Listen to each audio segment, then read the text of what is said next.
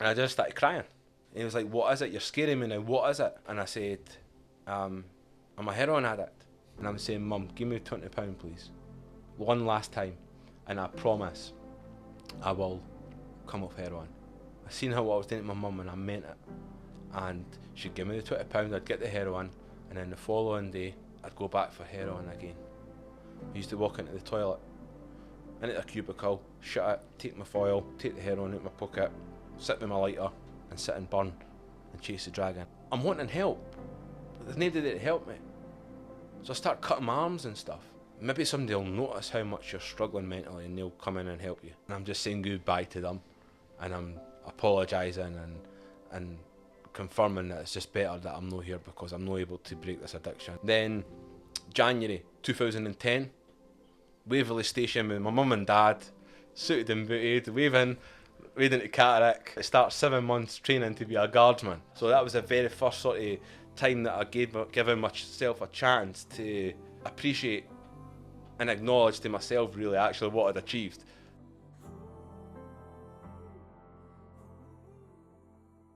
How did you get through this, Paul? What are you trying to say, mate? I've got a bit of belly now, like, what? Got the curtains. You enjoy your food now? Aye. Aye. Can't beat it, can you really? Love it. My missus is cooking for me all the time, so it's happy. I just sit here with the recline. Every night she brings my dinner for Really? Yeah, you're not the cook? I can cook. Arguably, I'm a better cook than my wife. Did you learn cooking in the army then? I worked in a Italian restaurant when I was 15, and that's where I first started to like cooking. And then a lot of the jobs I had as a kitchen porter and stuff, you're around food and you're seeing cooking, you're getting a wee shot to cook the fish or the steak and stuff, and I always just enjoyed it. It's therapeutic cooking, eh? Definitely, And aye. then the end result is this amazing food on the plate that you get to taste in that. So I always liked cooking. What's your speciality? What's your special dish? Lasagna or chicken and broccoli. Aye. Have you got a wee lasagna in the oven for later on? I've not got any in the oven for later, actually. The wife's cooking. Actually. You now just do the taste test though? I do the taste test. Quite right. Going from working in a kitchen to now just doing a taste test. Coffee and biscuits are ideal, aren't they? Oh no, 100%. We've been absolutely spoilt being here like already. To be honest, we've got the good biscuits and obviously A wee Kit Kat for the break. cracking coffee. I will need to be wiring into them halfway through. Exactly. No, but Paul, welcome to the podcast. Obviously, thank you so much for coming on. How are you? I'm good, aye. Thank you. Yeah, no, it's obviously great to come through. Do you know what I mean? It was a bit of a journey for us this morning. It was a couple of hours to get here, isn't it? 2.5 hours, aye. 2.5 hours. But They're worth the trip. no, 100% worth the trip. I've been treated well already. Wee bit of setting up time there, wasn't there? Took a while, aye. I think we've figured it out now, though. To be honest, Touch wood. I know, touch wood. I make sure there's no like faulty anything. Do you know what I mean? Make sure it all goes ahead. But Paul, obviously, we're here just to obviously hear about your story, which is an incredible story. You know, like bit of a redemption story, to be honest, isn't it? Really, like I'd imagine there's not a lot of people that have probably been in the situation that you've maybe been in, with obviously being addicted to heroin and to now be in the position that you're in at this moment in time. You know, it's a lot of people don't manage to get out of it. I'll live to tell the tale, as some would say. Yeah, exactly. Live to tell the tale and be as successful as you are now, and you're now in a position that you can give back. I guess, like for ourselves though, we'd love to kind of go back to the beginning with you. You know, like where you grew up, what your kind of family life was like. But was it Edinburgh that you grew up? Edinburgh, in a place called Craigentinney. Craigentinney. Yeah. And so like, what was your family? Like, was it 3 brothers you've got? Yeah, so my mum and dad had 4 boys. I was the second eldest. Brilliant upbringing. You know, my mum and dad worked several jobs all the time to keep us in clothes and trainers and food. They were very strict. We knew the difference between right and wrong, and we were unruly at times because 4 boys were going to fight constantly. I used to get it for both ends. I would get kicked and punched by my big brother, so I would kick and punch my little brother, and he would kick and punch me back. And I always remember thinking, how the hell does that work? You know, like... Doesn't quite seem fair, does it? He's meant to kick and punch the youngest brother now, but he's kicking and punching me back. So I was getting it for both ends. My big brother was forever picking on me, and then my younger brother was forever giving it back to me. So I often found that it's not even worth it. Yeah. It's not worth You it were to getting do the it. short end of the stick. Yeah. Just keep yourself to yourself. And Yeah. was it right you were all right into football as well? These were all supporting Hibs? Yeah, so my dad, growing up, he was a very accomplished footballer. He played golf and he played snooker. Trophies everywhere in the living room growing up. My mum used to sit and polish every Sunday afternoon. We used to clean his boots with the bread knife and stuff, kind of the mud off the bottom. But he was really good at football, and he always wanted to teach us how to play football from as far back as I can remember. It was clear to me very early on that my big brother wasn't quite so good at football. I was shite. At least you can admit it. And my two younger brothers were quite gifted at football. So it's a competition. It always was a competition growing up for attention. We always wanted to make our dad proud. So, but I used to get skinned off my wee brother all the time.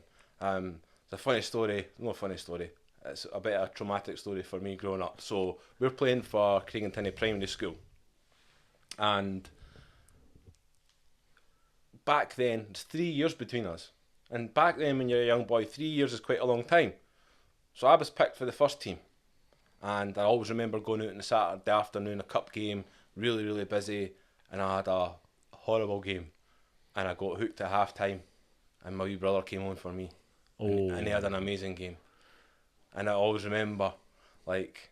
Oh, you're not living that down, are you, in front of all your friends and all that as well? Like, I got What subbed. what position were you playing? So I played centre midfield or right midfield, and my brother played left back. So there was a lot of shuffling going on to get him into the left back, and then he played a blinder. The one probably came from behind. It was probably all my fault because I was shite at right midfield. You conceded the goals and then he made it back up. Do you know what I mean? So Aye. just retire from football after that. But then there's that whole jealousy thing that comes through that, you know. And then there was a Ian St John football camp. I remember the guy came to speak to my mum and dad, sitting down in the living room, and I was thinking, yes, it's my age group. Some of my pals are going to this Ian St John football camp, and it was this amazing thing. So I'm sitting earwigging. Paul's name doesn't come out. Mark's name comes out, my younger brother. So he got to go away to the football camp. He became a semi-professional footballer, you know, and spent his whole life playing football and stuff. And I always say to my mum, even now when I see her, well, the only reason he was a semi-professional footballer, Mum, is because you picked him over me. And you sent him to Ian St John and you never picked me. And they're like, son, let it go, will you? I'll never will. That camp wasn't going to save your football skills. Probably no, but I might have ended up a little bit better than what I did. Aye. You know, but there's like, we're out with my dad. He would cross the ball and teach us how to header the ball. And I had this bad habit. They used to call me 50 pence head. My dad called me 50 pence head. My brothers laughed. Then all my brothers are calling me 50 pence head. But when the ball came over, I thought, is it going to be sore? I always shut my eyes when the ball came over, and it used to scalp me on the top of the head, and it was sore. And I'd all, that's there. And my dad was like, well, shut up and keep your eyes open. Like, my brothers could do it. They were heading in it and scoring goals with the head, and I'd go give Paul one, and he'd put the ball in at pace, and I'd shut my eyes and thing me on. I was just 50 pence head. That was my name. It sounds like your dad was like really, really involved in like all yourself and your brother's lives. Yeah. What's it they used to do for like work and stuff, like your mum and dad? Like my dad's been a plumber. He's been in the post office. More recently, Scottish Ambulance Service. My mum, growing up, she had several jobs like dinner lady, cleaning jobs. I remember she would do 3 jobs just so that she could keep the 4 boys, and you know, we'd get a brand new pair of trainers, and then we're on the concrete with the football, kicking it against the wall, and then we're going back up the stairs and getting our arses scalped because my mum had looked at the brand new pair of trainers and they're wrecked. So they were forever having to work Aye. to keep us clean and fed and stuff. But yeah, my dad was my hero growing up. You know, you're always trying to impress him and stuff, and I just found it difficult. I always felt a bit an outcast. I always felt an outcast. I remember, if you see my three brothers, you'll know we're all brothers, we all look alike. But I always remember them saying I was adopted. Just as a joke and stuff, they would just joke about that. They were joking, but I never took it as a joke. You know, I'm 7, 8 year old or something, and they're joking and laughing in the living room about me being found in a black bin. And it's strange because everybody has different traumatic events in their life, and some are very severe and some are not so severe. But for me, in my traumatic events, it still affected me. That I used to start to question, was I adopted? Is that why I feel different? Is that why I feel like I'm not getting the attention from my mum and dad that the rest of them are getting? And I don't think the rest of them now were getting it. I think there was just 4 unruly boys running around, but I didn't feel like the love from my mum and dad. And I often used to sit and think, is it because I was adopted? And they wouldn't think for a second that you would be taking it that way. No. But, like, you know, you sometimes don't realise. Yeah. And that sort of, that stuck with me, like a lot of other things, and they followed me through life. So, you know, I spoke there about the football thing, getting subbed for my little brother. That's something that's affected me and followed me through my young adulthood. Just that feeling, just more like the feeling the feeling that you had when that happened. Yeah, and it stuck with me. It's who I was. It's who I've become. So even although, you know, it's a few years later since that happened, that memory and that feeling of that memory never actually disappeared. You know, I was always looking back and thinking, why did Mark get to go in Ian St John and not me? Why did they say that I was adopted, and why did they all laugh? Why? There's loads of things that sort of stuck with me through my whole life. Probably the more severe ones was I used to shit myself. And I remember being at Cubs as a young boy in primary school, and still to this day I don't know why I done it. I felt like I needed a number 2, right? And I always used to try and hold it in. And so many times I ended up shitting myself.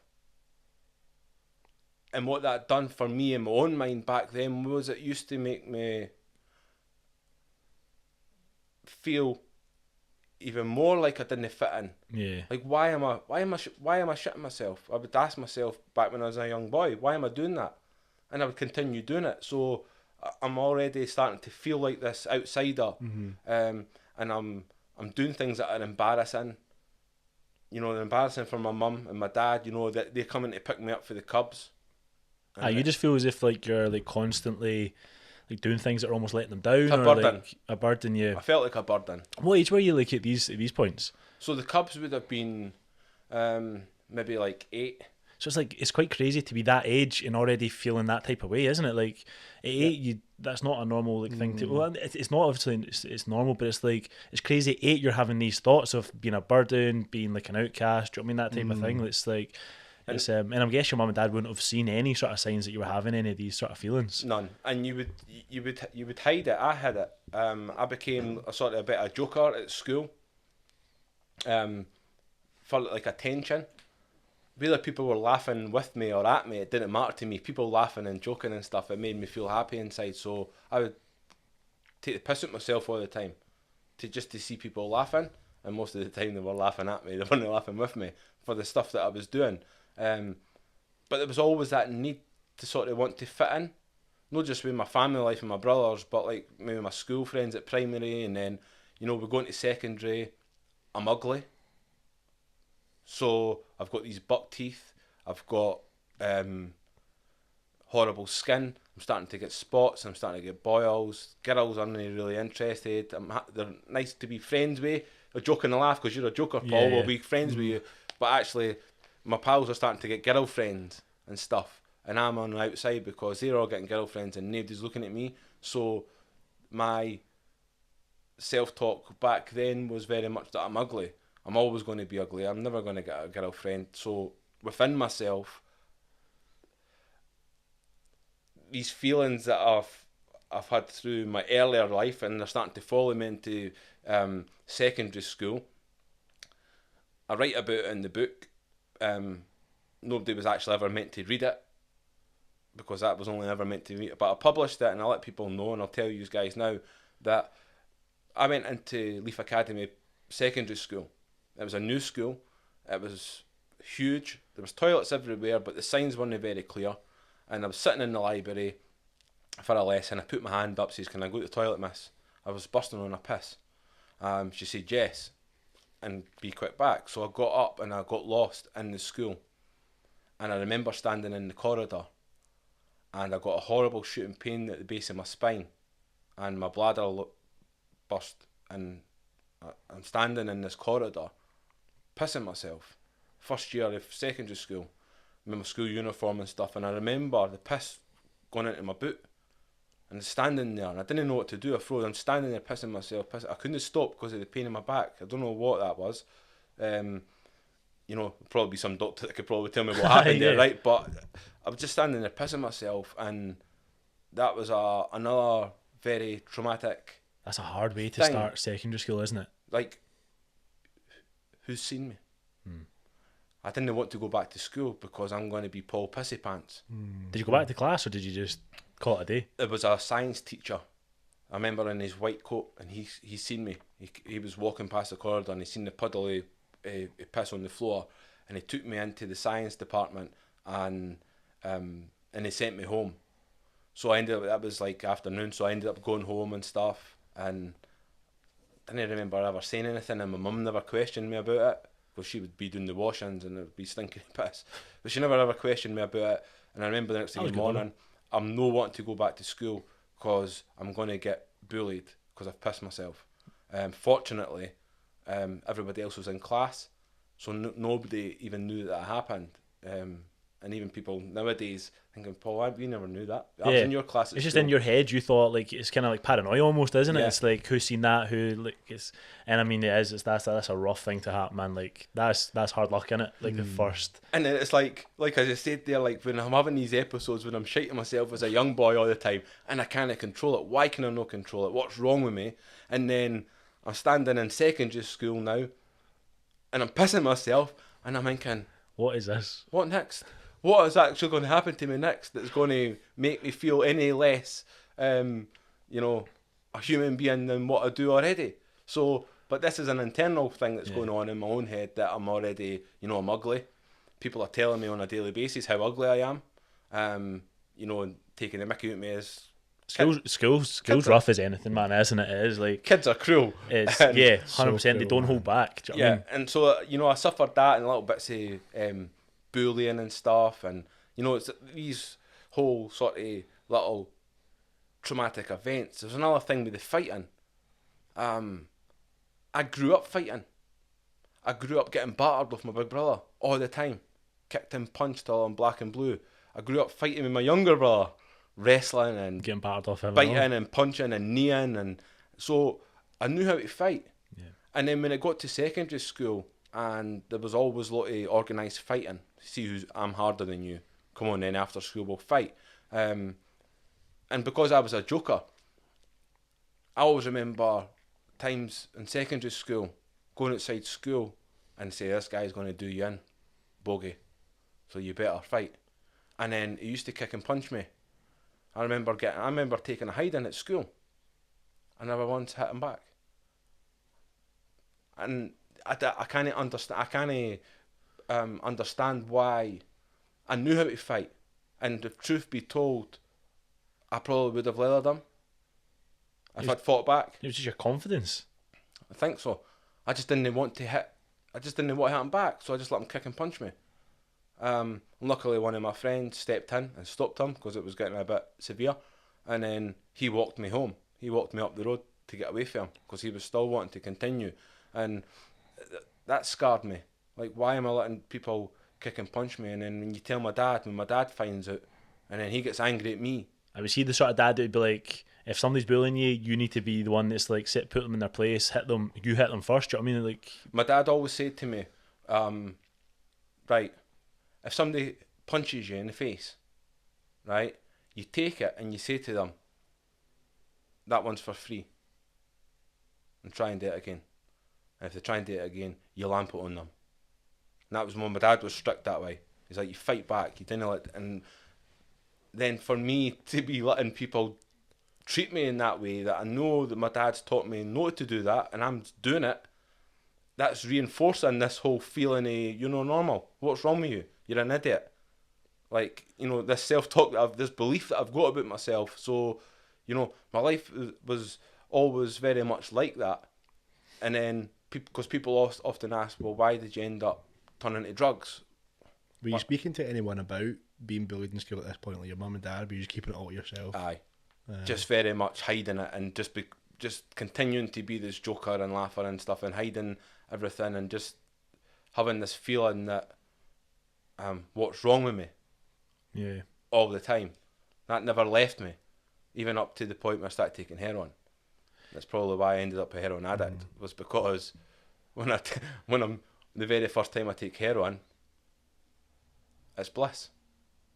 There isn't any of this memories of these traumatic things, or this feeling of why do I no fit in, why am I ugly, why, you know, how are these things that I'm thinking on a daily basis. And I took heroin for the very first time, and as much as I was nearly physically sick, and it was horrible, it smelled horrible, chasing the dragon, it was horrific.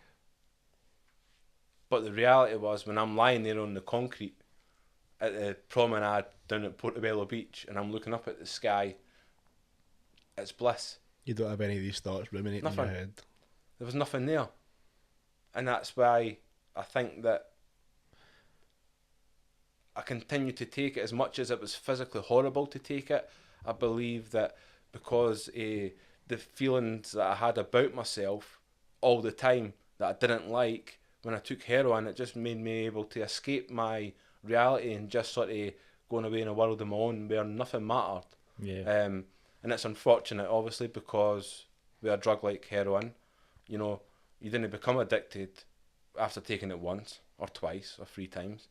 You know, it's a continuation of taking the drug, and then... Actually, I've always had in my head that like it's one of these things that you take once and it's like addicted. No, and the reason that's the case is because when you take it as a human being and you experience it for the first time, and you maybe have that experience of it like what I did, if you've had trauma in your life and you've had a hard time in your life and you take heroin and it takes all that away, as a human being, why would you not want to have that feeling?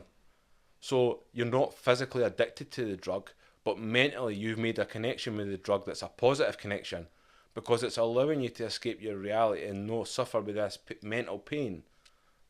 And that leads to a continuation of taking the drug, and then in time you become addicted to the drug, and addiction's a different story. And see if we just backtrack slightly, Paul, like obviously I know like nobody really just like starts off like with heroin, you know, like you don't just like fall into like heroin straight away. So like if we just see, maybe even just go back to like, so what was like the first like drug you ever took, like, or was it alcohol, and like what kind of age were you there, or were you still in school? Still in school, like young. My mum will not mind me saying this because she maybe knows now actually, but I'm in a gang for as far back as I can go. YCT, shout out for everybody watching YCT, right? Is it still going, do you think? Yeah, it's still going, yeah. Young Craig of Toonland. But what this gang was just the neighbourhood that I grew up in and I lived in. You know, you've got like 40, 50 young laddies, similar ages and stuff. And then you've got all the older guys, 18. They can go to the shop and buy bottles of Mary Down, Mad Dog 2020, Scrumpy Jack and cans of lager and stuff. So there was always alcohol in the scene. So as a young 12-year-old, 13-year-old guy, I always remember Buckfast. They were all Celtic daft and they always used to drink the Buckfast every Saturday.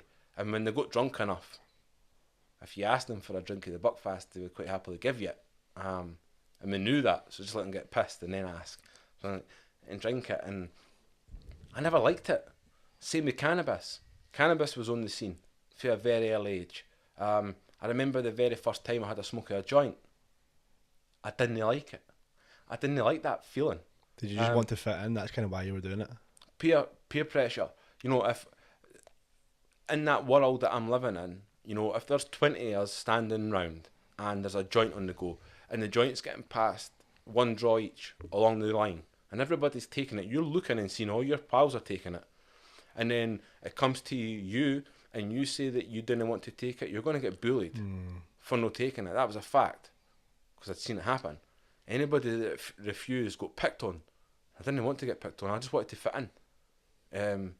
Because throughout your entire life you've been thinking you don't fit in. I didn't fit in. So That's as much as you don't like the drink, as much as you don't like the cannabis, you're probably quite happy to like endure that just so that you can fit in with this gang that obviously that you've now became part of. Again, how do you feel? Oh, it feels amazing. No, it never. It felt horrific. I didn't like it. I couldn't explain what was happening in my head. It made me feel, certainly with the cannabis and the alcohol, you couldn't describe it for the very first time ever trying alcohol. What is that feeling? And I didn't like it, but to all my pals, it's amazing. And you're just young boys getting drunk as well, like. Aye, just, you know, we're bored, we're running around, we're smashing windows, we're lighting fires. I was a firebug, so I always had a box of matches in my pocket for a wee young boy up into early adulthood. I just loved it. Light a fire everywhere. And then the police would turn up, so we'd throw a couple of boulders at the police car and they put the blue lights on, and that's great fun, right? There's 20 of you, only one police car, 2 police officers, so you look around, all you've got to do is just be faster than the guy next to you. And I knew that, and I was a quick runner, right? I knew I was fast. Good pair of trainers on. Aye, so I'm looking to the left of me and I'm looking to the right of me and saying, right, I've raced him at school, I'm faster, I'll throw the boulder and I'll run and you'll get caught first. You know, so there's always things like that. Fire brigade would turn up to put the fire that I'd let out, and would climb over the back of it, up the top, on the ladders and stuff. There'd always be just causing havoc. Just causing havoc anywhere we could, just for attention, because we're bored. And that was sort of like life growing up. And then, you know, the crime that we're committing sort of starts to get more severe as we're getting older. People are starting to carry knives, and people are starting to get up to stuff, more adult stuff. What sort of things would you be like doing, like as a gang, just going round? Like, would you be getting into fights and things like that? Just in our neighbourhood, if anybody walked through our neighbourhood that we didn't know, they got battered for no reason. And that was quite a horrific thing to witness, that this person that's maybe just coming home for their work or going to go and visit their sister in Craigentinney is walking along minding their own business, and because there's a lot of arseholes in the gang, because every gang's got a lot of arseholes in it, I look at him, who does he think he is? Who's he looking at? Aye, who's he looking at? I dare you to go and batter him, I dare you to go and punch him. So you get one of the minions to go up and start with him, and then the guy would retaliate, and then some of the better fighters and the bigger, broader guys that are in their 18, 19-year-old, they can actually do some damage. They're going out and it'd end up, they would just leather this guy for no reason. And it was just, I always remember we were all standing at the school, and this guy was coming along on a moped, right, zooming along 30 miles an hour on his moped with his helmet and stuff on, and one of my pals out of nowhere just ran out and clotheslined the guy for no reason whatsoever. He clotheslined him and took him straight off his moped. And then started having a go at him and stuff for no reason. So it was very strict. Like, why? It's probably just one of those things. It's like you probably just keep like, everyone just keeps like one upping each other. You know, it's just like, oh well, you've done that. Like, I can look back and do it. And it just becomes more and more acceptable. Probably it's like, oh well, you've done that. It's acceptable. We've got away with it. You know, what like so. Obviously, going through all of this, having this in your life, being in a gang. So was it 18 when you finally like? Did heroin just come onto the scene? Did heroin just like come into the town or something? Was it like a new drug for people? Had you seen other people taking it first? We'd never actually physically seen heroin. We'd knew about it and we'd been taught about it. You know, a needle, a belt and a spoon, that's what heroin is, and heroin kills. We'd seen it on posters, But I had a little bit of education at school. I had a little bit of education from my parents. So we knew that heroin kills. At the age of 18, heroin came into Craig and Tinney. We had new people that had died as a result of heroin use growing up. So we knew they weren't talking shite. We knew it was real, that it can kill. So when heroin came into the scene, my friends all started chasing the dragon. Was it just a natural progression because you were already taking like cannabis, you were like experimenting with other drugs anyway? Everybody was taking cannabis. There was LSD, there was ecstasy, there was amphetamines, you know, and people were sort of experimenting with these drugs, and it was like, you know, then heroin had come on the scene. I was a boy racer, right? So I used to jump in my car and go around all the nightclubs in Edinburgh with the tunes blasting, window rolled down, peeping at the girls, right? And I had a black XR3, minted thing, right? 1984 XR3, it was a beauty. And I loved it, and everybody else loved it. So I was getting that attention that I craved. So I'm going out driving around, and everybody always wanted to come in my car because I had the best car. So they were always at my mum's buzzer. It's Paul coming in, right? So I'd always go, and then that stopped. I hadn't had an argument with anybody, and I always remember sitting in my bedroom looking out the window and thinking, where is everybody? I finally jumped in the car and I drove down to Portobello Promenade, which is a usual jaunt for us, and there was a little clapped out Fiesta sitting there, and all my pals were crammed into it, and I pulled up my car alongside it. They looked over and they ignored me, and I was like, I couldn't understand why. Eventually one of the laddies had got out, he jumped in the passenger seat, and I said, what's happening? He says, chasing the dragon. And I was like, what the hell's that?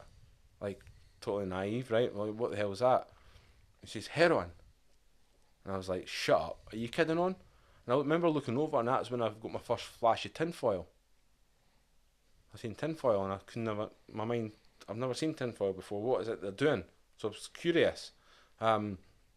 But as soon as the word heroin was mentioned, I was like, danger. That was your perception of heroin at this point, was that's just a dangerous drug. Were you thinking, I'm not going to touch that? No, because I was thinking to myself, has it been a lie? All my pals that I grew up with, that have had good upbringings and nice parents and stuff, are sitting in that car now, and they're chasing the dragon, they're taking heroin. There's no belts, there's no needles, there's no spoons. Maybe it's not as dangerous doing it the way they're doing it as what people have made out. So for 2 weeks, bearing in mind that I'm wanting to fit in, and it's not feeling very nice, me sitting in my bedroom on my own when all my pals are out. So I said to them, look guys, I'll take you to the heroin dealer, we can get the heroin, and you can take it in my car. I didn't want to take it, but you can have it in the car. So every night I would take them up.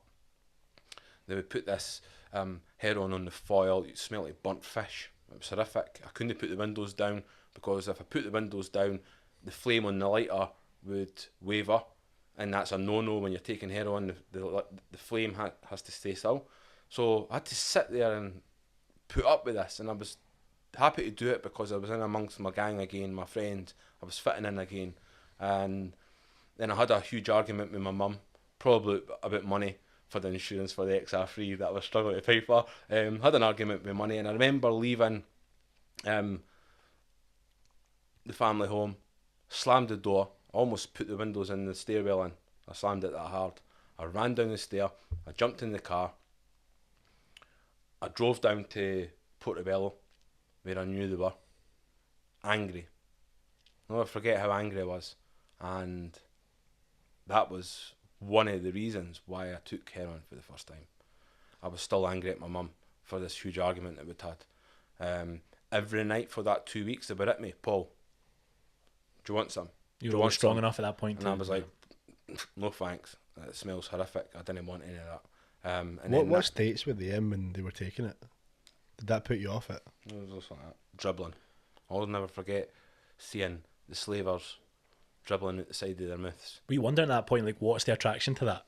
Yeah, it doesn't make any sense. They're all sitting there sleeping. dribbling, and there wasn't an attraction, but I was like, you know, I'm angry. There's that peer pressure. I'm wanting to fit in with them, so I'm willing to try it, just to find out what all the thing is about. So he gave me the tutor, and he showed me how to do it. How chasing it down the foil, and then you inhale it, and you breathe it in, and you hold it in your lungs, and and I done it, and it was horrific, physically. I remember sweating in places I didn't even know you could sweat. My glands just opened up, and I was just sweating. And you scared? I didn't think I was scared. I remember getting out of the car, because I'm obviously driving at the time. I remember getting out of the car and lying on the concrete. I took a towel at the boot and put it on the concrete, and I remember lying up. Strange as that may sound, there was a bee at the beach, and I was just watching this bee flying around and stuff, and it was just horrible physical feeling. But like I said earlier, there was that realisation that this is amazing, because I'm not thinking about anything else. I'm just in that moment watching that bee, and that was a nice feeling for me. And that was sort of why I went back the second time, and then the third time, the fourth time, and we were still very naive, or I was, and so were some of my friends. We were joking and laughing in the car. You're going to get addicted first. No, your idea. That's what you were saying earlier. You're going to get addicted first. No, Boggie, you're going to get addicted first. Shut up. We're not going to get addicted. No, definitely you're getting addicted. And then we joked and laughed about it as we continued to take the drug. And then I was 2 weeks behind them. They were taking it every night for 2 weeks before me. And I was their chauffeur to the heroin deal. And I remember driving into the area, and there was meat wagons, police vans, cutting around police cars, and there'd been a huge drug bust. So what happens when there's a drug bust is all the heroin dealers go underground, right? The phones are turned off and everything. You can't get the drug. And I remember sitting in the car and looking in the rear view mirror at my pals that were in the back seats, 3 of them, and they were looking ill. They were moaning. And I was like, what's wrong with you? And they're like, just shut up. And I was like, I'm only asking. And they were just getting right crab at it, and just didn't look very well. And then we had to wait for hours and hours. Eventually we went back up, and the shop opened again. We got the heroin, and as soon as they take the heroin, their whole demeanour changed. They're all smiling and laughing, and I was like, did you understand at that point? Could you see it at that point? Like they're clearly addicted and having withdrawals. Were you able to I didn't think I was back then, because I'm sitting there, right, and I didn't feel the sort of the horrific way that they're looking. But then it was like maybe a month later or something like that, there was another drug bust, and that was my time to experience what they had been feeling. And I remember sitting in the driver's seat waiting for hours on this police to bugger off and the phone to go, and then the stomach cramps, the being agitated, the sweats, just this horrific feeling that I couldn't quite explain. And then I was like, have I got a bug or something? Or like, I'm not addicted. I can't get addicted to smoking it. It can't happen. You thought because you weren't injecting, like... Yeah. So I'm thinking, I'm just sitting here and thinking, I've got a bug or something. Have I ate something funny? Eventually we get the heroin, and I didn't even think we'd go back to the area. I think I park up somewhere in a side street, and we get the tinfoil out, and everybody's all happy, right? Everybody's all smiling and joking. Everybody's crashing each other's cigarettes, which usually never happened, only when we got heroin. They're like, here, Boggie, have a cigarette. And I'd have a cigarette, and I'm setting up this foil and stuff, and then a couple of lines, you're chasing the dragon. That's amazing. All that pain, all that physical pain just went away, and then I shit myself then. And that's when I realised for the very first time, you did it. I'm in danger now. I'm addicted to heroin. And are you taking it? Are you taking it every day at this point? Yeah. Day and night. See these beginning parts. Like, what are you still doing in life? You're only an 18-year-old guy, really. What else is happening in life? Have you got a job? Are you like working full time? I worked for 2 years. for the first 2 years of my heroin addiction, I worked full time. What is it you were doing Suited for and work? booted. So I was working in a, I'll not say the name of the business. I have said it before, right? But I'll not say it.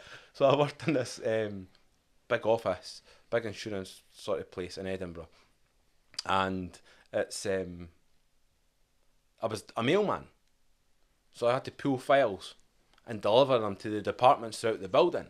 This building was huge, right, and it had toilets everywhere. I used to put a bag of heroin in my sock with my foil and my tutor down the other side of my sock, and I used to go to work in the morning. You know, before I go to my work, I'm sitting in my bedroom with my door locked and all that. My dad's getting ready to drop me off, and I'd have a few lines of heroin. Then I'd go in the car, I'd get to work, I'd pull some files, I'd get my wee trolley, and as I'm wheeling past, because I'm an addict now, I'm greedy. I didn't know back then I was greedy, but I was greedy. I didn't need heroin, because I've had a little bit before my dad took me to my work.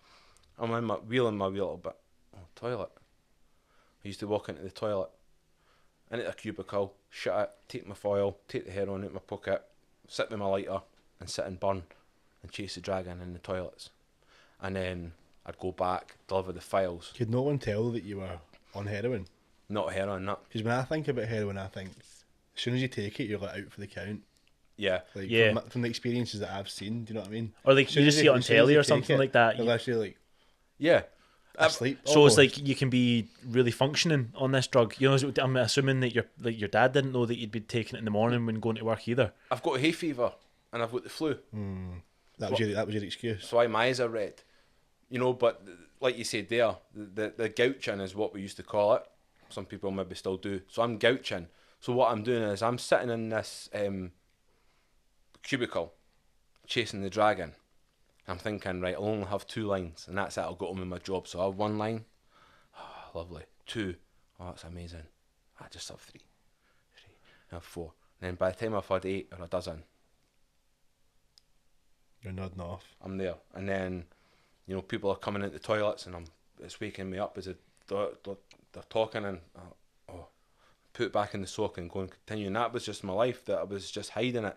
Folk were saying, you didn't look very well today, you're right. But yeah, I've just got sinuses, I've taken antihistamine, I'll be fine. Or I've got the flu, I'm feeling a wee bit under the weather.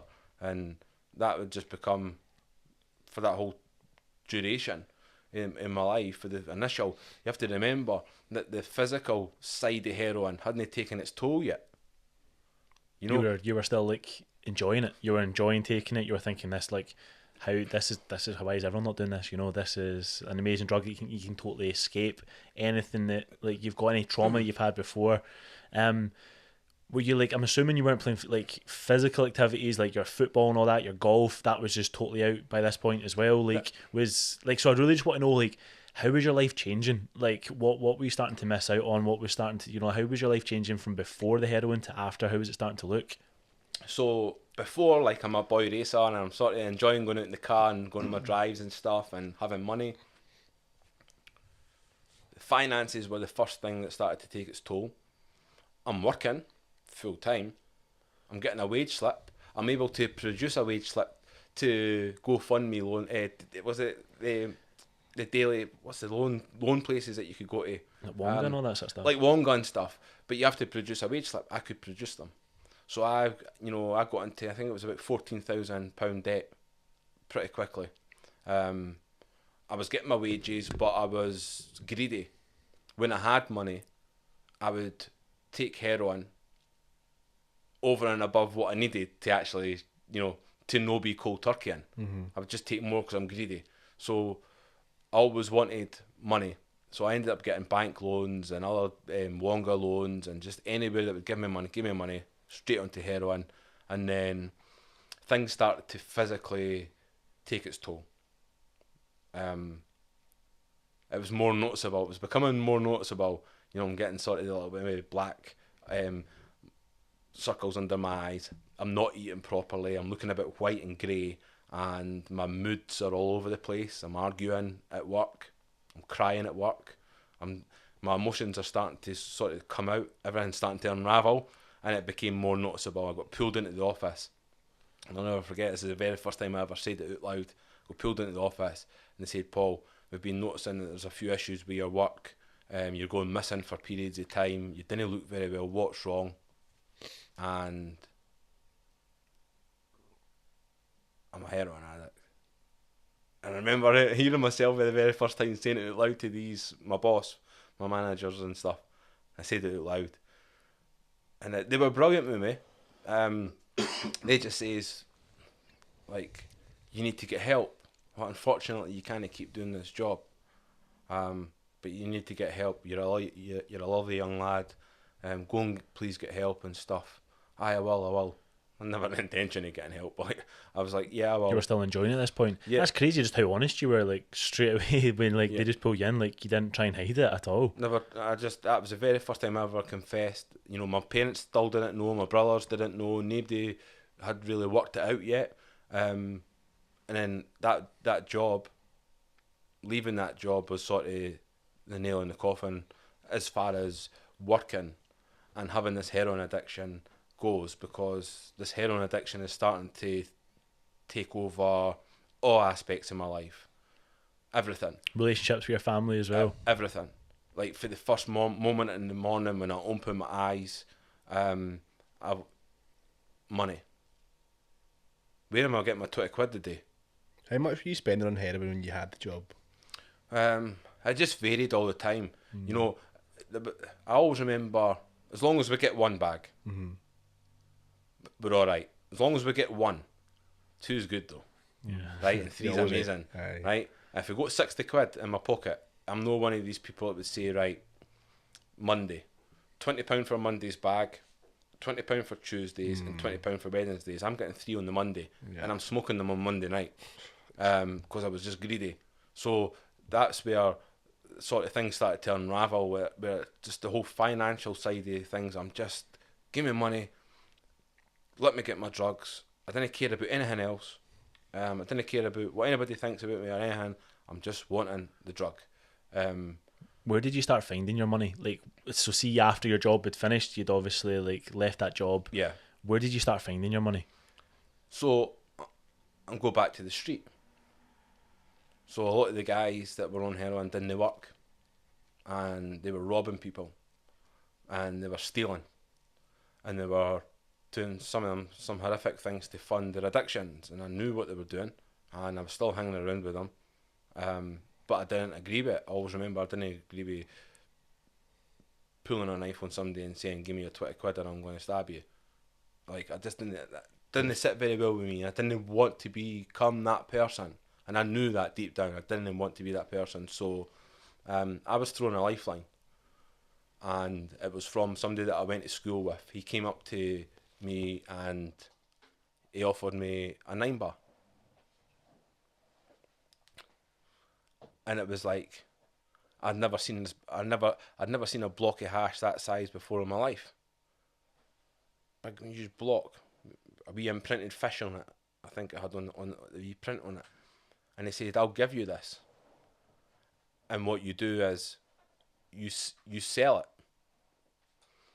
and you pay me 300 quid, and then you can make 250 quid. I can't remember the exact numbers, but I remember sitting and thinking, you know you're going to be able to sell that stuff because you've got the connections, you know the friends that need it. You think this is a perfect job. Everybody in the neighbourhood is smoking cannabis, right? Everybody, including all my friends and all my friends' mums and dads. Everybody's smoking it. My mum and dad never did, but you know, we knew everybody that was smoking it, and it was a thing to get it in the area. So I was like, well, look, I took the 9 bar, I cut it up into things. I bought myself for £11. I remember it was like a velvet purple case. You opened it up and it had bronze scales, the ones that you hold up. Sorry, and you put the penny, which I think was 4 grams on one side, and you start putting the hash on, the cannabis on it until it evens up. Cling film, you know, and I had all my deals, and then that was how I funded my heroin addiction. And it was great because I'm needing money, I'm needing heroin. It's not exactly a full-time job. It's not like a 9 to 5 that you need to go to and like. No, I can just I can just do what I'm doing. cut around with the people that I'm cutting around with and just sell them a bit of hash. And then I'm able to buy my heroin off that. And then I'm left with as much cannabis as I want when I need it. Did that speed up your addiction? Like, see, then just having that freedom and like then just having the access to the heroin, did that like speed up the addiction a bit? Yeah. Again, because I'm greedy and because there's money coming in, but this money's coming in illegally now, you know, and I'm not justifying it. But for me, it was the lesser of two evils. Look, I'm going to have to go to your Morrisons or Safeway it was back then, and your Tesco's, and fill my pockets with batteries and steak and gammon steaks and stuff that were stealing some of these strangest things. Right? They're filling their pockets up with these, you know, my pal would also like bubble jackets, puffer jackets, huge jackets, right? Kind of rock up and they pull out a full chicken. Right? It's like a mobile butcher. Aye, like, what are you doing with that? He's like, aye, well, £3 I'll get for that. You know, that's what they were doing. And they were funding their addiction that way. I didn't want to do that. I was never very good at stealing. They hated taking me to the supermarkets because apparently I had a look on my face that said, your pals are stealing. This is what they told me. They said, right, Boggie, you wait outside because the security guard's always clocking onto you. And why? Because you're sitting there like that and you're looking at you're looking at us. A shite poker face. Aye, and he's like, you're looking at us. Why are you looking at us? So they used to fall out with me and say, just stand outside. So when I was having this thing with the cannabis, it was great. I was in control. I was able to fund it, and then because there's more money coming in, you know, now looking at taking more heroin, but then Valium came on the scene, and I remember somebody coming up, a bag of 1,000 blues, and I'd never really had a run in with Valium up to that point. I never really knew like what they were like or anything, but I knew that everybody growing up certainly liked them. So I remember having this big 1,000 bag of blues there, and then I got given a price, and I was like, I didn't know if I can afford that. We'll do 100. So it says, well, give me 40 quid, and we'll give you 100 to start. So I took the 100 and I sold them within like an hour or 2 hours, right? I just made myself 60 quid in the space of an hour or two. So I went back, got the second 100 and the third 100, fourth 100, and I was like, just kept getting them. And then what was happening, because I'm greedy, I'm not only now sitting chasing the dragon with my big cannabis joint, right, getting wasted, I'm now sitting swallowing Valium like they're going out of fashion because they're mine. You know, I've got a big bag of them there. And Valium's it's like a, you know, like when you talk about gouching and knocking yourself out, Valium just makes you a bit like a zombie. It's a Superman drug, and you have bouts of heavy memory loss when you abuse Valium. So I'd got to the stage where I'm trying to this business, which is what it was. It was this business that I'm getting these 9 bars and I'm cutting them up, and folk are coming to my door at night time for a ½ ounce of hash, and I'm saying 25 quid. Boggie, I get my gyro on Monday, mate. Can I give you it on Monday?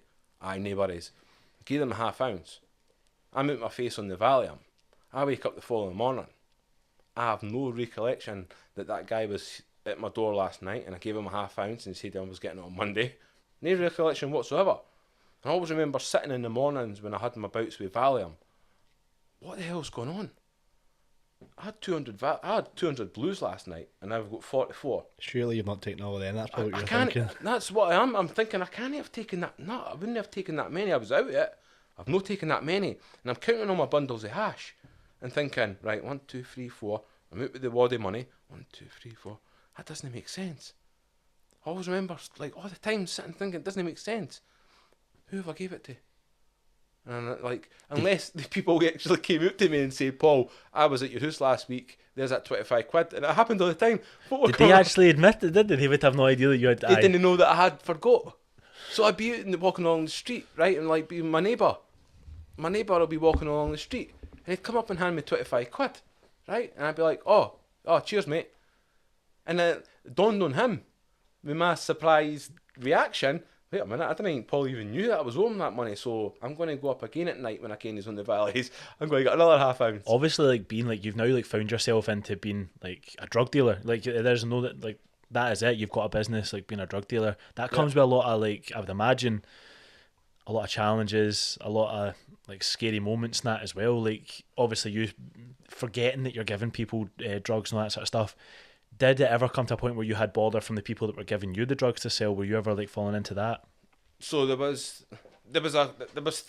threats made at times where if I was slow with the money to give to the dealer, there was going to be a knock-on effect for the higher dealer where the drugs were coming, and they were scary guys. It would put you in the back of the van potentially, and you'd never be seen again. And we knew that, so there was a fear there.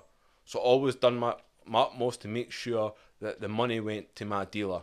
The problems really started with in the area when it was known that I'm a dealer.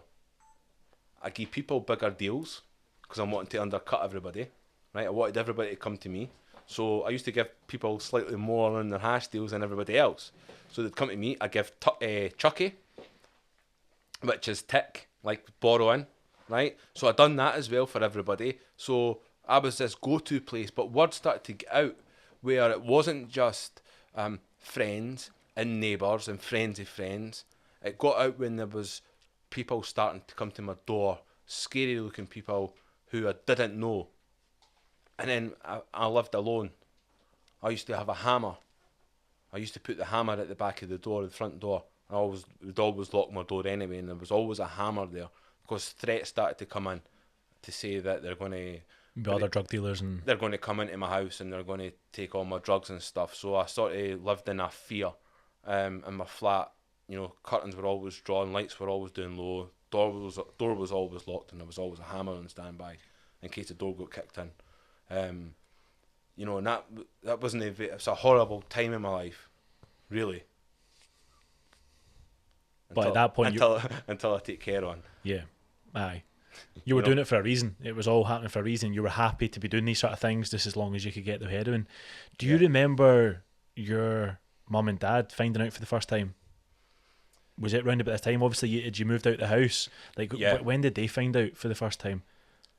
So. And why did they think you lost your job? Did you ever explain why you lost your job to your parents? No, I know that I didn't go down very well. My mum and dad never really bothered so much about when me and my brothers lost jobs. What they always said was, "You're getting another one, or you're not staying here."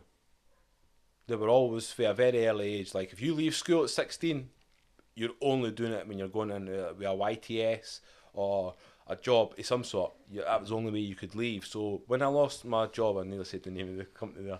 Right, and when I we'll get out of you by the end. Not joking. But when I lost that job, you know, it was, I'll get another job. I remember lying to my mum and dad, saying, "Oh, it's fine, I'll get another one." Had no intention of getting another job at all. But it was 21. I remember at my 21st birthday party, I was out having a few beers. All my friends had rocked up, and all my work colleagues and stuff, and it was a whole function suite. And I remember walking out, and there was a bench. There was a big lawn of grass, and right down at the bottom there was a bench. And I remember walking down and sitting on the bench, and my big brother and my cousin walked over onto the bench and sat down beside me. And they said, "What's wrong?" My brother looked really angry, like he was going to batter me again. I remember like looking at him, and I also had a look in his eyes, and I think he was going to punch me. And then he's like, "What's wrong?" He says, "I know there's something wrong with you, and you better tell me what it is. Is somebody giving you grief?" Because my brother liked to fight. He did fight back, and he was known for fighting back. So it was alright for my brother to batter me, but nobody else. But nobody else is allowed to batter me, or any of his brothers. He was overprotective of us all. So if he got word, you know, times that I've been battered, my brothers went and battered them. So, you know, and that gets out as well. So I probably didn't get as battered as much as I probably would have if I was the oldest, because I had my big brother there looking out for me. But I remember him looking at me and saying, "What's wrong?" And I just started crying. And he was like, "What is it? You're scaring me now. What is it?" And I said, "I'm a heroin addict." And "Are you effing kidding me? Are you kidding? Is that him?" that's him that's done that. And he looked at my cousin, because he knew the ringleader for the group who brought the heroin into the scene in the first place. My brother didn't like him. That's him that's done that. And I seen the anger in his face. And I was like, no, Kevin, it's no him. It's not his fault. It's my fault. It's not his fault. And he's like, Kenan is like, right, what are you going to do? You got to get off it. You need to get off it. And I was like, I'm going to. I was like, I promise. He went, that's your 21st in there. All your pals are there. They're all chanting your name and all that. He says, go back in and enjoy yourself. That was the very first time I'd ever told my family, and I knew it was going to work to my mum and dad and then my younger brothers. Did he tell your mum and dad? Do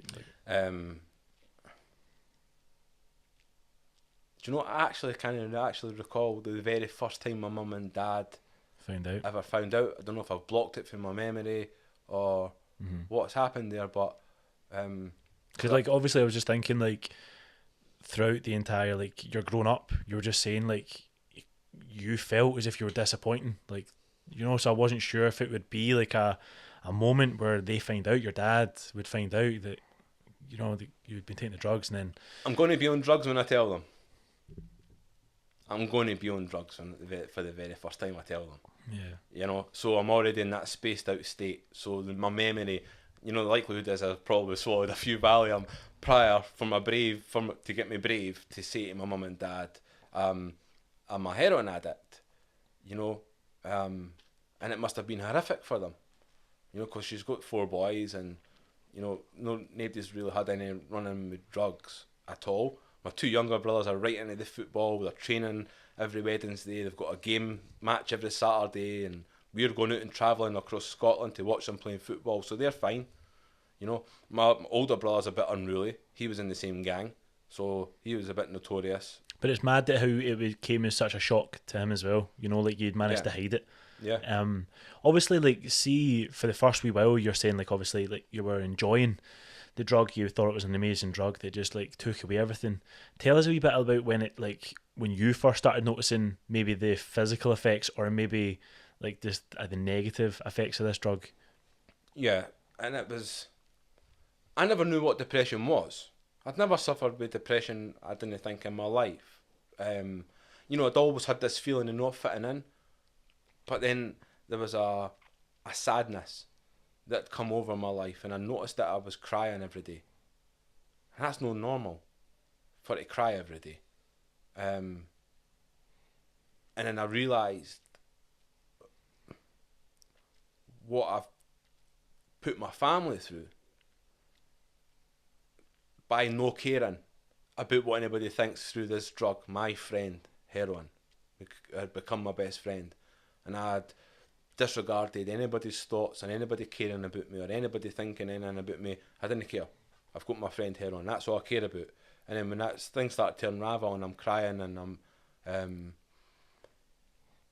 things just become hard on a daily basis. And my mum and dad know, my family know, my aunties, my uncles know. The word's out on the street. Paul's a smackhead, like the rest of them, because we'd all became smackheads. There was this group that now known as the group of smackheads, and I'd become one of them, and I had that feeling of shame, guilt, embarrassment and stuff, and then that was just it was a hard thing to deal with. I didn't know what to do. You know, I'm going to the doctors, you know, right, okay, well we'll go on the methadone program, right, amazing. My mum and dad's like, go on the methadone program, it'll help you. Right, okay, mum, promise I'm going to stop. I go and get the methadone and stuff, and then I'm taking methadone, and I'm taking heroin as well, because I'm greedy. See, methadone, is that like, what's the purpose of methadone? Is that to kind of try and wean you off of it? Yeah, it should be, mate. To be honest, it's not. That was what I think it was the Germans designed it, 60 years ago or something, and it's a heroin substitute. So it's designed for people that are going to be coming off heroin. You go on the methadone program and wean yourself off the heroin, and then you should be weaning yourself off the methadone. However, in society, unfortunately, that's not been the case. I hope you didn't mind me saying this, guys, right? But I do pride myself on speaking the truth. I was on methadone for a long time. I understand People get methadone from the doctor, free of charge. It then stops maybe crime, people thieving, because they're not having to steal for the heroin addiction. But what you're doing is you're taking one addiction and you're giving somebody another addiction, and pharmaceutical companies didn't want people off methadone. You know, it's great for a stepping stone if you go for heroin onto methadone and then come off and get clean. That should be the way that the government should be looking at it, but it's not happening. People are on the methadone programme, and they're on the methadone programme for 10, 15. I was in prison a couple of months ago, and I think the guy had been on methadone for 25 years. A whole lifetime he'd been on methadone. And any time that he needs to up his methadone, he can go to the doctor and do that. And it's all messed up. You know, but for me, I'm going on methadone, and I'm taking this green liquid and I'm drinking it, and I'm getting a buzz off it. I'm no cold turkey, it's great, but I'm greedy. So I'm still taking heroin, still taking Valium, becoming more of a zombie with this cocktail of drugs. Lucky to still be alive with the amount of drugs that I've taken in my life all at once. You know, and that was my reality, was that, yeah, heroin's great, but I've still got an addiction to heroin. And then I built up an addiction to methadone. They're both opiate, you know, but there's different feelings and different mindsets to go with the both of them. Heroin was my friend. I had that addiction to this drug, heroin, being my friend. So I didn't want to let that go. But for my mum's and dad's sake, I went on the methadone programme. And then I'm still crying. I go to the doctors. Antidepressants. Right, okay. Have they got opiate in them? No, Paul, there's no opiate in them. Oh, if there's no opiate, I didn't really know if I want them. So they said they'll help you with sleeping and stuff. And I was like, right, okay. And then it helps me with sleep's good. So got a prescription, chemist. Remember, it's like sitting there, heroin, methadone, cannabis, Valium, and now I've got this new drug that I didn't even know, that little orange tablet. It's an antidepressant. I mean, I'm swallowing these all at the same time. I'm a zombie. I have blackouts, months and months and months that I'll never recall. I'll never get it back. There's blackouts on these antidepressants. Antidepressants, the name itself, antidepressant. I knew I was depressed now by this point, right? I'm accepting it, I'm depressed. You gave me a tablet to block all this out, so I've not got any emotions. I didn't have any happiness in my life. I didn't have any joy. But more importantly, I didn't have any sadness. I didn't have any anger. I didn't have any embarrassment. There's nothing. I am just a zombie. And, you know, that's great. You know, you're on that, you're not suffering for these things. When I'm coming off antidepressants, because I didn't want to be on them, these problems are still there. The tablets never took the problems away, the reason why I'm taking drugs in the first place. Just numbed it. Just numbed it. So I'm very much against antidepressants. I know lots of people all across the world take them, and that's fine. But for me personally, I just didn't agree with them, because I think you need to focus on the problem, try and deal with the problem that's there. So I came off the antidepressants, going and seeing drug counsellors for my mum and dad's sake, my brother's sake, my aunties are all pleading with me now on a daily basis. I'm going to get help. I will, promise. So 13 times I relapsed. I went and seen many. Do you think that's because you were doing it for other people? You were doing it for your mum and dad. You're doing it for your brother. You know, like is it like, as everyone says, that you really need to do it for yourself? Yeah, I'm lying. I'm just going to lie straight to your face. I'm going to lie straight to my mum and dad's face, and I'm going to say I'll go and see this turning point counsellor, and I'm going to come off heroin. I'll lie, and I'll go and do them. The truth of the matter is, near the end, I remember having conversations with my mum especially, to the point where I'm in a dark place now. My mum's crying, and I'm crying, and I'm saying, Mum, give me £20 please. One last time, and I promise I will come off heroin. I remember what I felt. I meant it. I meant it. In my heart. I seen what I was doing to my mum, and I meant it. And she'd give me the £20, I'd get the heroin, and then the following day, I'd go back for heroin again.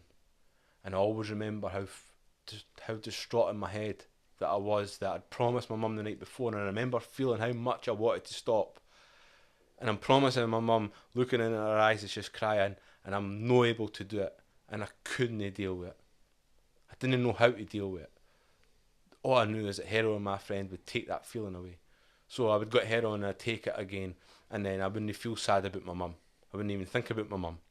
I wouldn't think about my brothers pleading with me. I would just be in this bubble that heroin allowed me to be in, and that was hard. It gets to the stage where I'm actively trying to break this addiction. In my heart, I want to stop. More than anything in the world, I didn't want to be a heroin addict. I've been spat on by society. I've been sort of shunted by my family and friends and everybody that knows me. When I look at people, all I can see now in their eyes is pity. My aunties and uncles coming to visit my mum and dad. They didn't ask about my brothers. How are your brothers doing? I'm earwigging again. I was always a earwigger, right? And I can hear the conversations. How's Paul doing? I used to break my heart. How's Paul doing? He's alright. He was at the drug counsellor yesterday, and hopefully... They're having to put a brave face on it. Aye. And it was just like, so... I just felt horrific for that, and then... I'm wanting help, but there's nobody there to help me. So I start cutting my arms and stuff. You know, and I'm sitting there with a knife, and I'm like... I know if you cut your arm down the way, that'll kill you, right? But what about if you just mark all your arms? Just cut all your arms, right? And wear a t-shirt, except for when your mum and dad come to visit, wear a long sleeve, because you don't want them to see you like that. Anybody else, wear a short sleeve, and maybe somebody will notice how much you're struggling mentally, and they'll come in and help you. As crazy as that sounds, that was my thought process behind cutting my arms. So that my arms were marked. That was a cry for help, showing people that. Just a cry for help, mate. And my friends couldn't cope. Nobody in my world could cope. They didn't know how to take it. They didn't understand what to do. You know, and I'm starting to trash my house. I'm starting to smash my head through my living room door. And then when that's all smashed to bits, I'm smashing my head through every single door in my house. I felt this pressure behind my eyes. And I just used to take the handle of the door and just pull it and just smash my head. And I used to cut all my head, all along the top of my head. And I had a skin head, like I've got now, right? And that was all mad, you know, yeah. But I did have hair once upon a time. But, you know, I had all these marks and stuff, and I was like, help me. Do you remember a specific time where you really did, like, I know you have mentioned it in your book, and you have mentioned it to us already, like, at one point you did actually try and take your own life. I know obviously before, like, you were just doing it for more a cry for help. Do you remember, like, finally reaching this point of rock bottom? Yeah. And then going, yeah, it's no longer a cry for help, I just want this to end. Yeah. And that was a dark time, because I didn't want to die. Taking all the drugs, marking myself, cutting myself. I didn't want to die. And then I have this light bulb moment, I don't know what it was that come over me. I'd got to a stage where I'm just tired. I'm tired of life. I'm tired of trying and failing.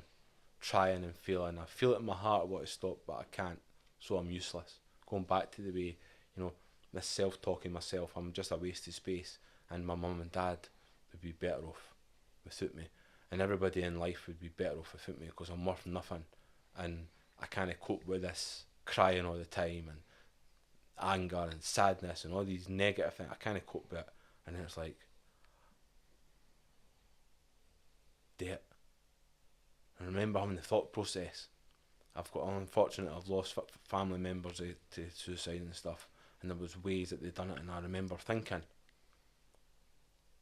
I could use a belt, I could walk in front of a train, I could go to a bridge, and I was just thinking, I remember going through it and thinking, something will go wrong.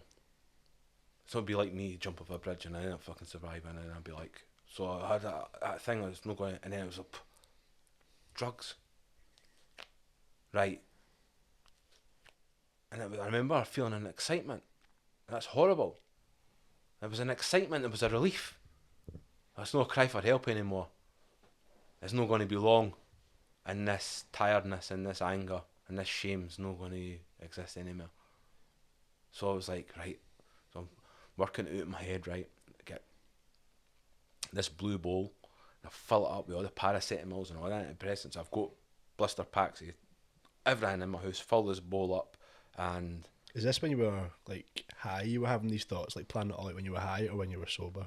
Both. Both. Yeah. It was a You committed to it in your head, so in my head, like whether I was on drugs or not on drugs, I'm doing it now, you know, and I'm not crying for help anymore. I'm just going to do it, and it's going to feel amazing, not to be here and not to have to live the way that I'm living. It's just going to be amazing, and it was quite selfish not to really think about people left behind. No, and I was selfish that I wasn't thinking about them at all. I was just thinking about myself, and I was sitting on a rug in the middle of my flat. I got home, pulled all the blinds, shut the curtains, locked the door, and I had an old hi-fi, and the 3 CD changer. It was fancy back in the day. I know it's not now, but I had a 3 CD changer, and I always had my favourite music albums, and I was like, it's time now. So I sat in the middle of the rug. Automatic for the People was in the hi-fi. I put Automatic for the People on, and then the R.E.M. album starts playing through the songs, and I'm sitting and I'm crying, you know, and I'm saying goodbye to my mum and dad. I'm saying goodbye to my brothers, and I'm saying goodbye to my auntie and my uncle. You've seen this in your head? Yeah, like... and I'm just saying goodbye to them, and I'm apologising and confirming that it's just better that I'm not here because I'm not able to break this addiction, and it's only going to end up getting even worse. And if it can't get any worse than what it is, and the guilt and the shame that I brought in the family, I can't deal with it, and I'm just better not here. So I'm confirming it in my own mind that it's a good choice. It's the right choice to die. And then I'm crying, and then Everybody Hurts started. I was like, that's it. It's going to be Everybody Hurts. It's, you know, I'm a huge R.E.M. fan, and it was always a special song growing up. It was always a sad song. Didn't have that relationship with it now so much, but it was always a sad song. So the R.E.M. starts, and I've got my pint of water. I've got this big blue bowl full of the tablets, and I've worked out, you know, 4 full handfuls of tablets will be enough to guarantee me to do the job. I'm not going to wake up. I had a fear that I'm going to wake up. So I was like, make sure you do it right. So I'm sitting, and then at the end of Everybody Hurts, Michael Stipe's singing to me. I know that sounds crazy. He was singing to me. He knew I was about to commit suicide, and he's singing. So that song talks about don't throw your hand, right? And then it says, and then it comes into the verse and it says, hold on. Hold on. And I think he says it 6 or 8 times or something, and he keeps saying hold on. And then he was singing that hold on was coming out that speaker, and it was in my ear, and it was him. He knew I was just about to commit suicide, and he's telling me hold on. Kept saying it, hold on. Hold on. And I'm obviously at this stage now, and I'm like, I woke up on the rug, and the tablets were scattered all over the rug, and the water was still there. And I woke up, and it was like, something has to change, because you nearly took your own life last night. And this is obviously, I'm self-talking in my own mind. I'm starting to beat myself up, seeing like what nearly happened last night wasn't a cry for help. If you're that bad that you didn't want to be here, then get help. Didn't just say it for your mum and dad's sake. Didn't just go and do it for anybody else's sake. Do it for your own sake and get help. So from that, it was a light bulb when I woke up that morning. Right, I'm going to actively seek help myself, and I'm going to try and take on board what the counsellors are saying now. I'm not just going to write off and say, I just need my heroin, but I'll go for somebody else's sake. I was like actively looking. So I go through this whole, just looking anywhere that can help people like me that are broken, to fix them. So I go and I come across Sirenians. It's an Edinburgh-based charity, and they were working outside. They were working out Easter Road Stadium. I'm a Hibs fan, right? But so I went along to the stadium for a meeting. I spoke to the girl. She took an interview for an hour. She says, "We'll call you." They call me and they say, "Look, breakthrough to excellence." It was this 4-week course. All about team building, sort of dealing with problems that we've got in life. So I went on the course. The first 3 weeks it's great. I'm sort of getting out of my environment and a new positive one. And then in the 4th week we get taken away to this mansion in Bigger, out in the middle of nowhere. And this is where I met on the telly for the very first time this guy called Lou Tice. It's this like American psychologist, motivational speaker guy. We were given a folder, which I've still got there, Breakthrough to Excellence. Now, it was a classroom environment, so everybody's sitting in a line with the table and they've got the big massive projector. We're sitting watching this guy and he starts off making some crazy statements. And I remember sitting laughing and sniggering. It's all about choice. It's about our choice. As human beings, we have the ability in our minds to make our own choices. And I'm sitting, shut up. Like, I remember looking and saying, It's not as easy as that. like who is this guy? Like, this American psychologist guy telling me that it's my choice. Like, I'm a drug addict. I'm always going to be a drug addict and I'll die a drug addict. And that's it. Like, there's nobody else there. So then the course goes on. And it's, for a whole week, and we're getting this, learning about the conscious mind, the subconscious mind, the creative subconscious mind, the self-talk that exists in everybody, regardless of what your life is, regardless of your religion or anything, self-talk exists within the human mind, and it's part of everybody. And then they're telling me I've got this self-talk ability, right? But still at the time I'm thinking, no, this is absolute nonsense. You didn't think it's true. So I left that course after the week, felt really good, didn't really take on board what he had said, went back to the drugs. Because back in my old habits, How old quickly? routines, Just like straight away. It never lasted for long. Heroin's still my friend, and I'll do anything like to get the heroin, because I've accepted my fate. That's who I am, and I've just accepted it and given up on life completely. I'm waiting to die. I don't know when. I don't know how, but if I keep abusing these drugs the way I am, I'm going to, the weight's coming off me and stuff. So it must have been about a month or something after. I remember in the morning, regimental tablets on the table, right? My codeines, my tramadols, my Valiums, my methadone and stuff, and my cannabis, and everything was all lined up for every morning. And I'd done that the night before. Milky cup of tea, swallow my tablets as soon as I open my eyes. And then this morning, 18 years ago, 18 years on the 14th of May, which is my youngest brother's birthday, funnily enough. But I woke up and something was different. Didn't know what it was. I remember, bearing in mind, right, I'm under 8 stone now. Doctors told me I'm going to die from malnutrition, no heroin use. Right, I had these boxers on that were hanging off me. This wee skinny rat, right? Honestly, my legs were so skinny. I had these boxers, and I remember them falling off me. And I remember coming out my bed. I had a big, huge fireplace with a big mirror above it. I didn't even know what was going on. Something was different. I didn't know what it was. What I was taught on that week about the mind was very much still obviously there. I didn't know it was there, but clearly it was there. I walked up to the mirror. I put my... Am I allowed to swear? Mm-hmm. Right. I've not purposely not been swearing this whole interview. I normally swear like a trooper. Feel free, honestly. Tell me now. Very pleasant. Right. So, I didn't know what it was. Something felt different. I remember putting my nose... I walked up to the mirror. I put my nose on the mirror. And I looked straight in my eyes. Like straight into them. And I just says, don't fucking ask for heroin ever again because you're never getting it. And then I got goosebumps the size of golf balls. I've never seen them yet again in my life. Only ever seen that once. I remember looking down and they were on my legs, and I was like, on my feet. Like, how the fuck do you get goosebumps? Like, my body was this tingling feeling, and my body was covered with goosebumps. I've done it. I had heroin the night before. I knew for that moment in the mirror, I'll never touch heroin again to the day I die.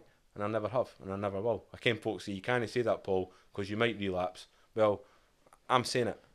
I might have to go because of my injuries and stuff. I might have to go in some form of I'll never touch heroin again to the day I die. And I knew that back then 18 years ago, and I think I've given enough time behind my belt. No relapses, not even one came close to a relapse, ever.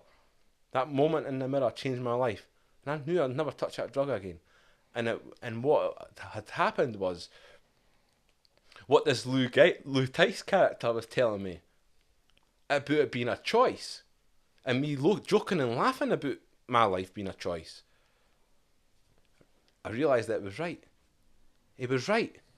So my self-talk, which I was learning about, how self-destructive, and I'm sabotaging anything happy in my life, I'm sabotaging it.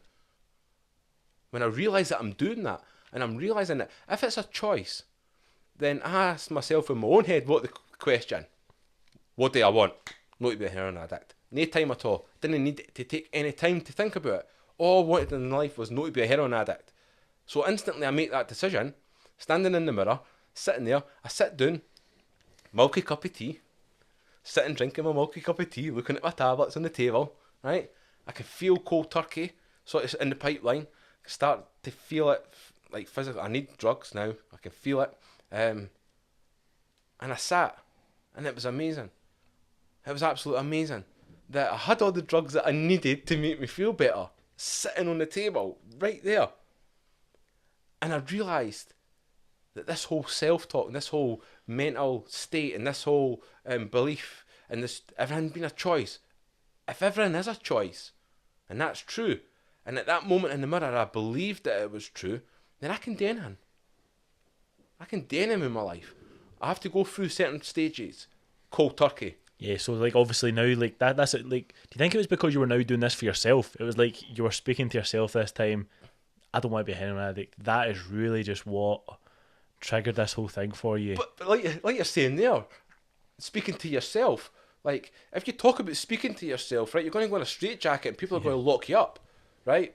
But when I realised that there was this person inside me, that there's actually not just there's one person that is Paul Boggie that is destructive, right? And this is drug addict and no very nice person. The concept of there being two, right? An angel and a devil on your shoulder, if you think, in my head. This little devil's wanting me on drugs, right? He's wanting me being destructive and sabotaging everything. That's what he wants, because I'm no worth it and you're ugly. Look at your whole life, shitting yourself, pissing yourself, all this shame on your mum. That's why you deserve to be on heroin. That's what he's telling me in the day. And look in the mirror, look at the state of you. This is why I'm self-talking.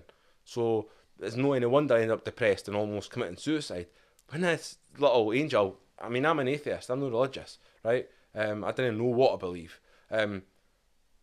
But the easiest way to explain it was that there's this little good guy. This little guy with a big heart that's just been lost and just didn't understand what, and if you listen to him and tell this little guy to fuck off all the time, it works. So this little guy that I am right now, in life, I just use it every day and just, it's that conscious decision. Well, everything's a choice.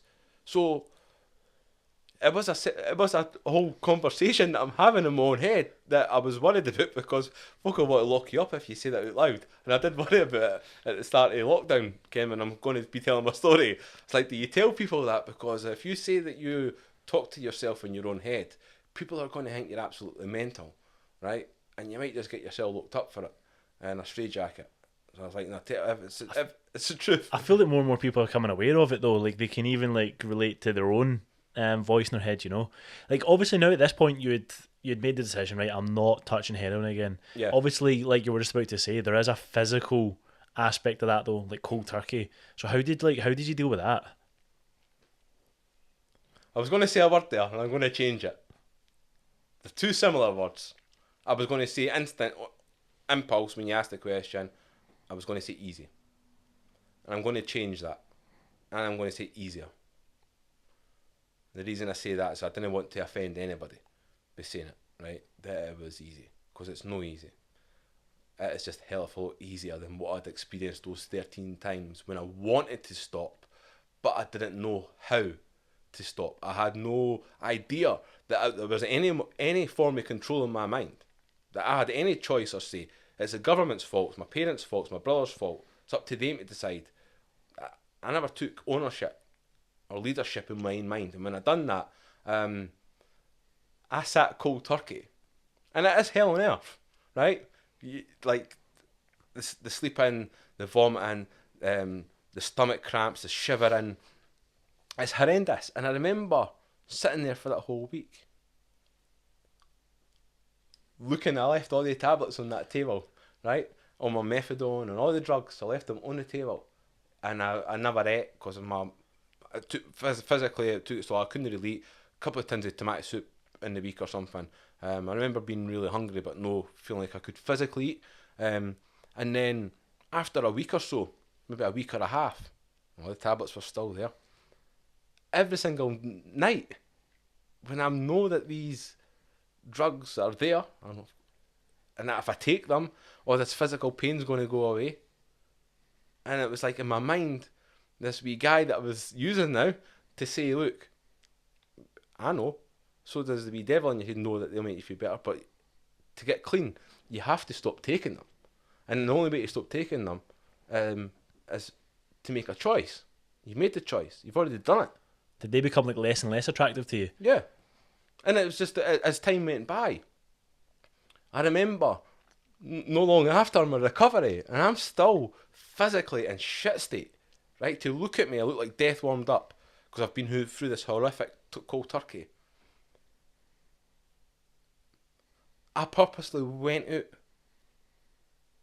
with my pals, or my so-called pals, to get heroin. And I must have only been about a week or two clean. And folk will be hearing this and saying, that's bullshit, you can't do that, but you would have relapsed, definitely. No, I never, and it's the truth.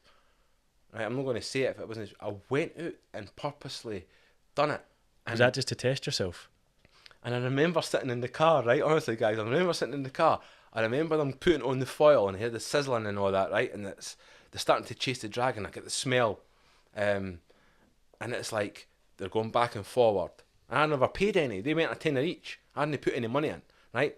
But they're sitting and they're like, Boggie, man, you look like death. This will make you feel better. They kept trying on it to me. And I remember sitting there the whole time thinking, no, I've stopped. And I mean it this time, because obviously they were there for the whole 13 failed attempts. I was like, no, I've stopped. I've done it this time. See that course that I went on? And I learnt all about my mind. Like, I've done it.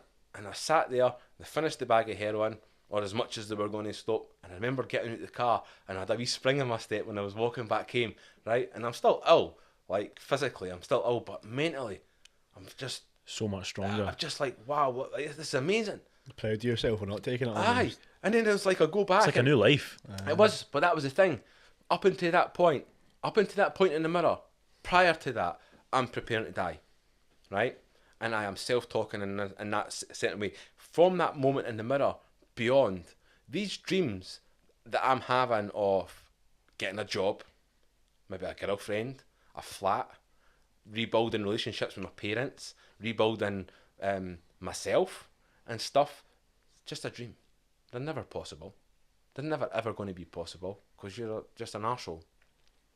But it's a dream. You fantasize and daydream about things. Oh, imagine a future with a car. You got a car, you can be a boy racer and go back to the nightclubs in Edinburgh again. You know, it's just a dream. And you take heroin and it's just... But then I'm realising as I'm sitting and making these choices about my life, I am going to get a car again. I have to wait. I need to put weight on first, right? Because obviously I need to start eating. So I'll get my appetite back. I'll get a car. I'll get a job. Maybe get a girlfriend. Get a flat. But they're not just dreams. I've got the ability to make these things my reality if I want. Do I want it enough? I do. I don't care what anybody in society thinks about me right now. I do look like a junkie. Aye, I've led a life of doing all these no very nice things. But it starts now.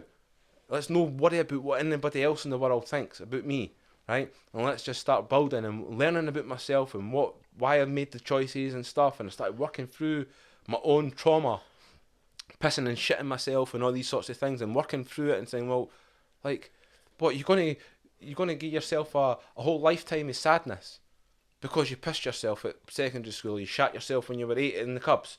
You're gonna, you know, and it's gonna affect your whole family that love you. You're gonna commit suicide because of that. You know, a whole family that love you. Get a grip and do something about it. Stop wallowing in self-pity and go and make the changes that need to be made, and stop pointing the finger at everybody else in your life like what you're doing. Because that's all I've done. I'm pointing my finger at my mum and dad, my brothers. It's your fault. My aunties and uncles, it's your fault. Government, your fault. Doctor, it's your fault. I was just blaming everybody. And I took ownership, and I was like, right, I haven't been a very nice person. Starts now. So I didn't know then. I'd flipped my addiction from heroin. Heroin was my crutch, my best friend. To remove that void and that crutch, I needed to replace it. I didn't know that. I know it now, but back then I didn't really realise what was happening. I had to replace that crutch. So what I done was, initially I started going out walking. My little brother gave me an MP3 player that had something like 8 Akon songs on it. I'd never heard Akon before, right? So it was this little old MP3, one of the old school ones. He gave me it with the headphones. So I started going out and walking. Usually when I would be taking heroin, it would be, especially when I'm feeling angry or sad or these negative emotions, heroin takes it away. So now I used to put the music and put this Akon character in my ear and go out and walk Edinburgh. And then I started jogging. In my mind I'm thinking, right, and I'm jogging, I'm getting shin splints and stuff, but I'm getting a kick out of it. Feels good. When I'm going back, I'm finding that my belly is rumbling, but I'm now feeling like I want food and I want to eat food. So very quickly I get colour back in my cheeks, I start to fill out in my face, I get a bit of an arse again because it was just skin and bone. You know, I'm just wolfing all this food anywhere I can get it. Food.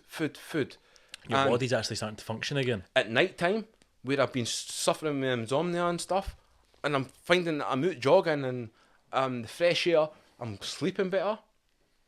And then I'm just working, and then, you know, I had become this new addiction where I start Forrest Gumping it round Edinburgh, you know, with a t-shirt and this Akon song. So eventually I got updated and got some new songs as well. But, you know, and I start running. I just run everywhere and I love it. And then I'm thinking, right. Did you just feel alive for the first time in so long? Aye. You just felt like death that whole time? I went from 8 stone to 12 stone in no time at all. You know, and it seemed like such a short period of time for going from just under 8 to 12 because I bought myself scales. Got scales in my bathroom and I used to weigh myself about 10 times a day. Right? This was like the new obsession, wasn't it? Like the fitness and... On the scales, boom, on the scales, and I'll see the wee needle. Went for 8. And I remember going to 9. And I remember I'd go out for a run, I'd come back and I'd have a big bowl of pasta. And if I had just pasta, I'd just wolf it down. I'd have a drink and I'd go through the toilet and stand on the scales and I'd look and it'd be like 9.5 and I'd be like, wow, like, this is amazing. Like, I'm going to be able to put weight on. And I kept doing it, kept exercising. Then I'm starting to look better. I'm still sort of hiding away a little bit because everything's on new. And I'm thinking, right, what else? So I go to the gym. For the very first time, I'm not allowed in a gym. The way that I looked. That's what I had. Like, I'll never be able to go to the gym. But I'm starting to change physically. I go to the gym. I start pumping weights. It becomes an addiction. And I guess to the point when I'm standing in the mirror, looking at my reflection in the mirror, and I'm holding my arms up, and I'm like, you're fucking ripped. What the fucking size are you? Like, and I'm tensing my muscles and all that, and I'm like, muscles are popped too. I didn't even know muscles could exist. My shoulders and stuff. I should go on stage. Like, kind of like I'm doing 100 push-ups a day and doing my sit-ups and all that, and I'm like, this is amazing. And I'm having this self-reflection now, and I'm seeing there you go. And then I do a little bit of boxing. The boxing helped me with my anger management. and stuff, you know, and I was pounding his bag for an hour every day and stuff, and just I felt amazing. And when did it become a thing that you wanted to be like a Scots Guard? When was that? Like, so you're always starting to feel better. When did it come into your head? Have you always had something? that was an accident. Total accident. Like, so I so I got the moment in the mirror's 25, right? I get my job. I'm now cycling and running and boxing and lifting weights every day, 6 days a week, right? And I'm eating all this protein and I'm ripped. I got a job driving a forklift in a warehouse, and staff break, go up the stairs, reading through the newspaper, top right hand corner, Army be the best. Mental. So I was already looking for something. I didn't want to change my job, I wanted to change my life. Still got something to prove. Felt it very, very much every day. Everything's better, everything's amazing. But this guy in here is thinking, you're destined for something, and it isn't driving a forklift. Something's no right. It's great, you've got a job and you're back working, but something's missing. So, you know, I went and got the fire brigade. They got the application, it was like a yellow pages, and I was like, for fuck's sake, what the fuck size is it, man? So I was like, I spoke to a couple of friends, and like it's a really long process, and it's really difficult to get in and stuff. It's like, right, well, you know, I'll try. I'd rather try and fail than no try. And this is this whole new mindset coming. So I'm like, right, I've got the application form and that. I'm at my work. Army be the best. Now, as destiny has it, the age used to be 27, I believe. The cut-off age to be a soldier, right? So I'm sitting looking at this newspaper, sitting having my lunch on the lunch break, and I see Army be the best. And it planted a seed. And for whatever reason, I'm out in Edinburgh, walking along Edinburgh High Street, the West End, Army recruitment office. I walked in, sat down, corporal behind the desk, and I remember sitting there, and he was like, "You're next." There was a young laddie, suited and booted, that was in. I walked in, he was a pipe major of the Scots Guards. I didn't even care what the Scots Guards were, right, to be honest. So I walk in, he looks at me. "How old are you?" And I said, 30. I didn't say sir back then, because I wasn't in that way drilled, right? He's like, 30. And then he says, "Are you fit?" And I said, "Yeah." I says, "I run round Edinburgh." I says, "I'm doing the boxing, I'm lifting weights, I'm extremely fit." And he says, "Right, I'll get you Scots Guards." Right? So I'm thinking, Scots Guards, they've got pictures and that up in the office. There's a cats and Toy soldiers. Right? Instantly you're thinking, aye. Toy soldier. That's what they are.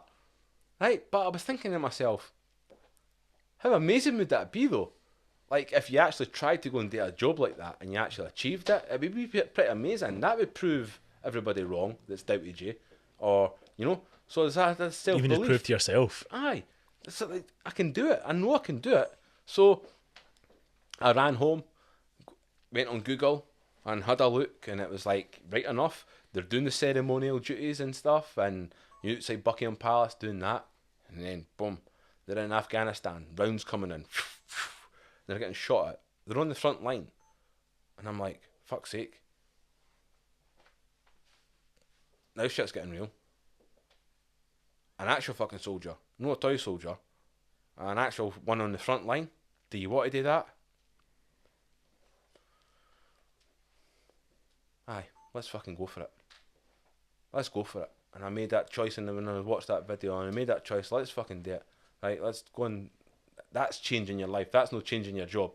Right, Yeah. Going and doing that. That's not just a new environment, that's literally changing who you are. So I went back.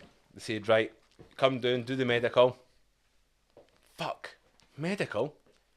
Ex-smackhead here. This could get a bit hairy. I mean, I'm not going to get in. So I go in, you go into the room, they strip me down into my boxer shorts, right? And the doctor, with his white coat and his clipboard and all that, and he says, "Paul, jump around like a frog." So I'm jumping around like in your boxers. in my boxer shorts, jumping around like a frog, right? And he says, "Right, jump up on the bed." Bearing in mind I'm ripped back then, right? So jump up on the bed and all that, and he says, "Have you ever had any problems with alcohol or drugs?" I was like, fuck, I can't lie. I used to be a heroin addict.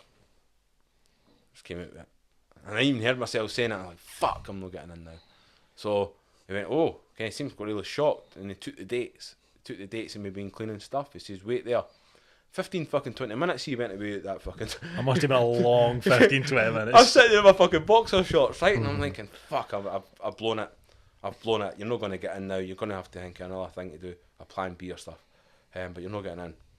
And then he walked back through the door. And he says, right, spoke to them. You're in very good physical shape. You've been clean long enough. Enjoy basic training. And I was like, yeah, fucking beauty. So I was like this shit is real. So I'll go back, tell my mum and dad, tell my brothers and aunties and uncles, I'm going to be a soldier. Do you remember that moment? Everybody's fucking laughing at me, mate. Everybody's laughing. Right? I didn't blame them. I didn't blame anybody for laughing. At all. Everybody laughed. And like I said to you earlier on this afternoon, right? Like, I thrive on that shit. Like, that, they're laughing at me. Like, it's funny that I'm going to be this soldier. And in my head, I'm like, I'll fucking prove every single one of you wrong. Right? Watch me.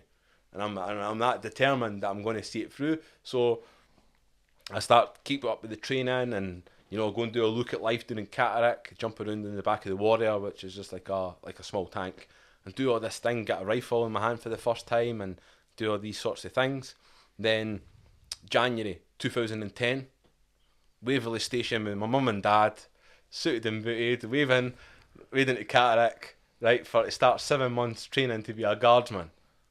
Right, and by that time I'd already done, like, looked on Google and stuff and seen, like, they're not just toy soldiers, they're fucking real soldiers. Frontline. The front line, right, and they're like, but this regiment that I'm going into, I never knew how special they were, right, because I had a meeting with one Scots and two Scots, I'm not saying that they're no special, but after the meeting with the Pipe Major of the Scots Guards, he took my leaflets off me and threw them in the bin. He said, I told you I'll get you Scots Guards.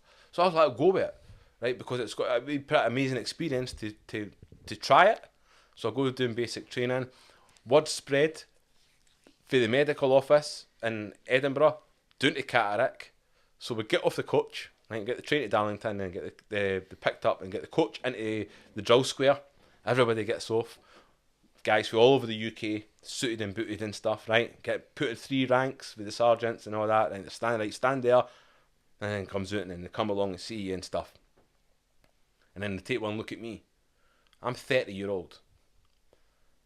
I'm older than every single NCO. Every single sergeant and corporal and officer there. I'm older than all of them because they're all mid-20s to late 20s. I'm older than them all. I'm standing there as this trainee guardsman, right? And I'm just like, they come along and they said, how old are you?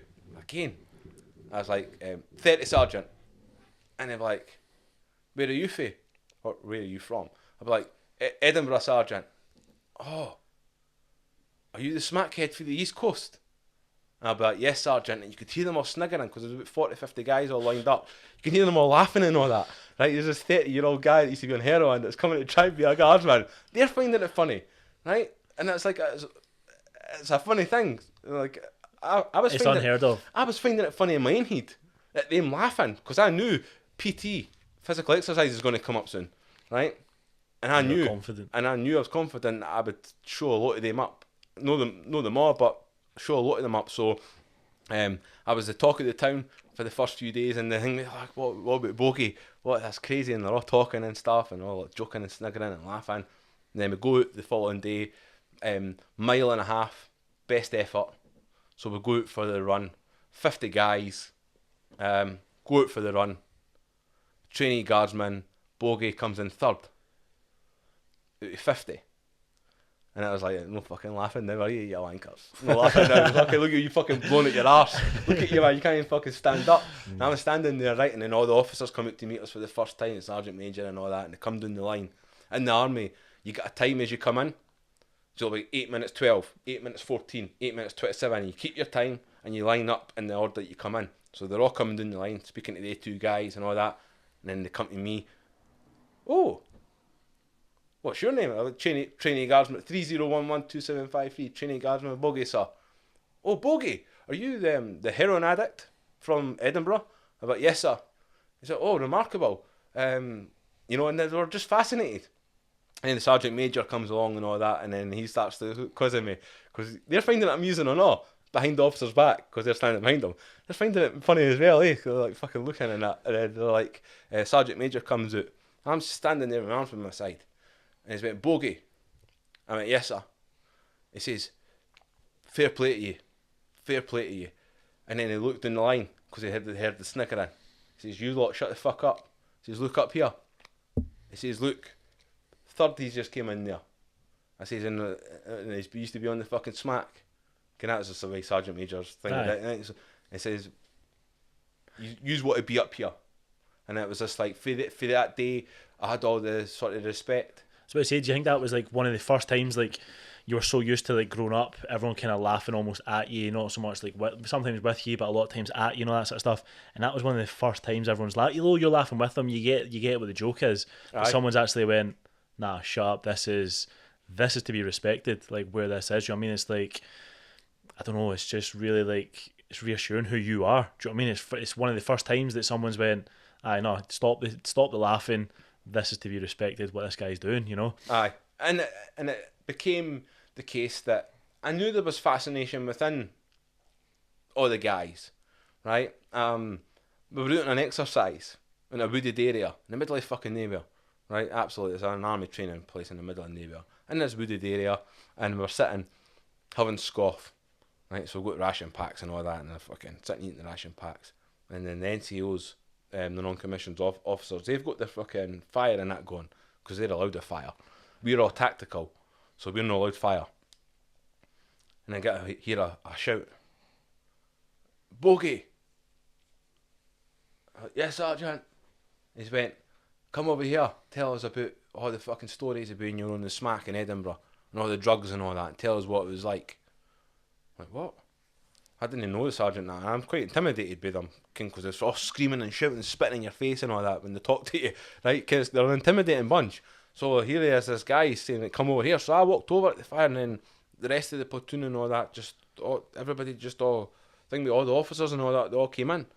And I remember sitting very early on in basic training, saying like, so what was it like? What's it like on the smack? What was it like taking magic mushrooms? What's it like taking crack? What's it like taking... And I used to tell them the stories, like what crack was like, what magic mushrooms were like, what heroin's like, what these drugs that I'd taken my whole life. And I told them about it openly and honestly, because I had nothing to hide. Sounds like your first podcast. But I'd done the whole medical and stuff, so I didn't have anything to hide. I was proud of myself for turning it round. It's like, it's quite mad that you've changed from like you've obviously mentioned throughout this like so many times that like you said to your employer, said to your brother, like, I'm a heroin addict. But like there's twice now that you said to the medical, I used to be a heroin addict. And now it's, yeah, I used to be a heroin addict, and you're explaining what you used to be like, you know, so it's like what a contrast in places of life, you know, and like what you're actually doing at that point in time as well, and probably how different you feel speaking about it. Like obviously speaking to your employer, speaking to your brother, you were crying and all that sort of stuff, saying, I am a heroin addict. But now you must be feeling so much different when you're saying this to the medical guy. I used to be a heroin addict, but it's like you're getting a total different response, you know. And I only can imagine that you must have been feeling so much different speaking about it, you know. It's one of those things that like usually when you say a statement like that, it has that wow factor, you know. But certainly when I was in the army and stuff early on, I felt good saying it. Because of the environment that I was in. It wasn't like I was out in the pub at the weekend and then I'm going to say it and folk think, shut up, Fanny. You know fucking, you know of the heroin or whatever. Yeah. I was in this environment where... It was impossible to be on it. Aye, I went through all the medicals and I've done everything and you know, and all the tests and all the checks and all that have been done, and it's obviously I'm not a heroin addict there. So it's just that whole disbelief. And then... after I'm talking in that wooded area, all the officers, everybody comes up and says, Boggie man, you should fucking write a book. Right? And I'm thinking, funny that. Because all through my recovery, I was advised through drug counsellors to write down how I feel, to try and offload some of the shit that's going on in my mind, get it on paper, fucking burn it, whatever, get rid of it.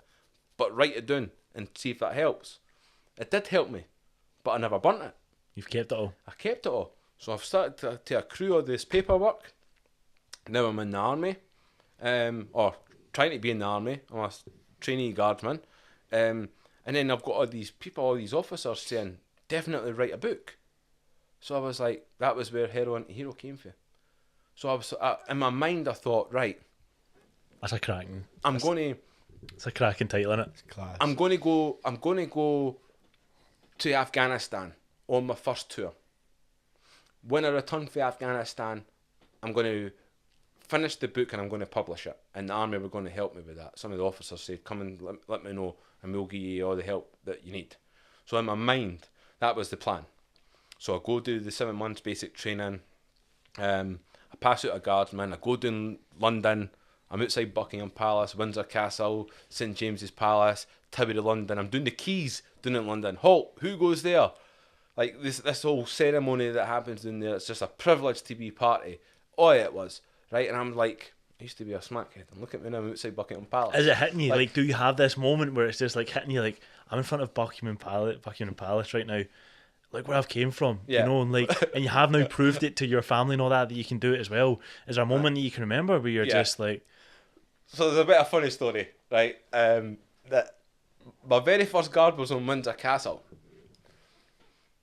Out the back. It was about 5 o'clock, sunny down there, and it was roasting. And I remember getting marched out to the back, and I was on the post where the Queen comes out and walks the dogs, so I was told. And she brings out a big jug of fresh lemonade, sometimes for the guardsmen. This is the story when I'm getting ready to go out, right? And I'm fucking shiting myself, right? No, I'm not going to lie. Very first guard ever. And I'm fucking shiting myself. And I'm going, I'm going to fucking get something wrong. Oh, just be like me, get something wrong. Right, so I'm just trying to focus. I'm getting my tunic and that on, get my bearskin and I've polished, build on my boots. Everything's all immaculate. Get marching up. And then you come on, there's already a guardsman on there that's coming off and you're going on for 2 hours. So they come up, the officer and the sergeant, they post me on and I'm slamming my boot down, get my rifle, salute the officer, put my rifle by my side. They walk away. And then there's a realisation as I'm standing on this post. Fuck. I forgot how many steps to the right I'm allowed to take and I forgot how many to the left. On all the posts as a guardsman, you can march to the left and right with Buckingham Palace or whatever. You're allowed to think with your aims and that off. Like, But only so many steps. only so many steps. So I've been put on this fucking 4-post away up at the back at Windsor Castle. Sun coming down. And the officers had went away. And I heard them on the cobbles with their boots. And I remember standing there with my arms by my side with my rifle. And I'm thinking, oh, fuck, I forgot how many steps I'm allowed. The Queen might come out. So I'm standing there with my tunic on and I'm shaking myself to move because I'm thinking if I move, she's going to just walk out as I get it wrong. Like I'm going to have walked too far or something. She's going to clock me. Imagine what everybody will say if the Queen fucking comes over and questions you about why you took 14 steps and no 4. Right? So I was had that whole fear. Very first one. So I was like, right, fuck it, man. Just stand still. No steps. Right? No steps. So just fucking stand still. Hopefully she thinks you're a statue if she does come out. Aye. So that whole fucking 2-hour stint, I'm lying there in the fucking heat of Windsor sun, standing there, and I feel like sweat just dripping down my face. I'm absolutely soaked. My tunic's soaked. Everything's just soaking wet. I'm standing there and I'm not moving. And this bearskin stuck to my head by this point. And I was like, right, I'll not be long. Just waiting on the footsteps. You can hear the build boots, the heels on the cobbles as they're coming for a while away. So I'm waiting on this noise, and then sergeant and officer and that come up and they're like,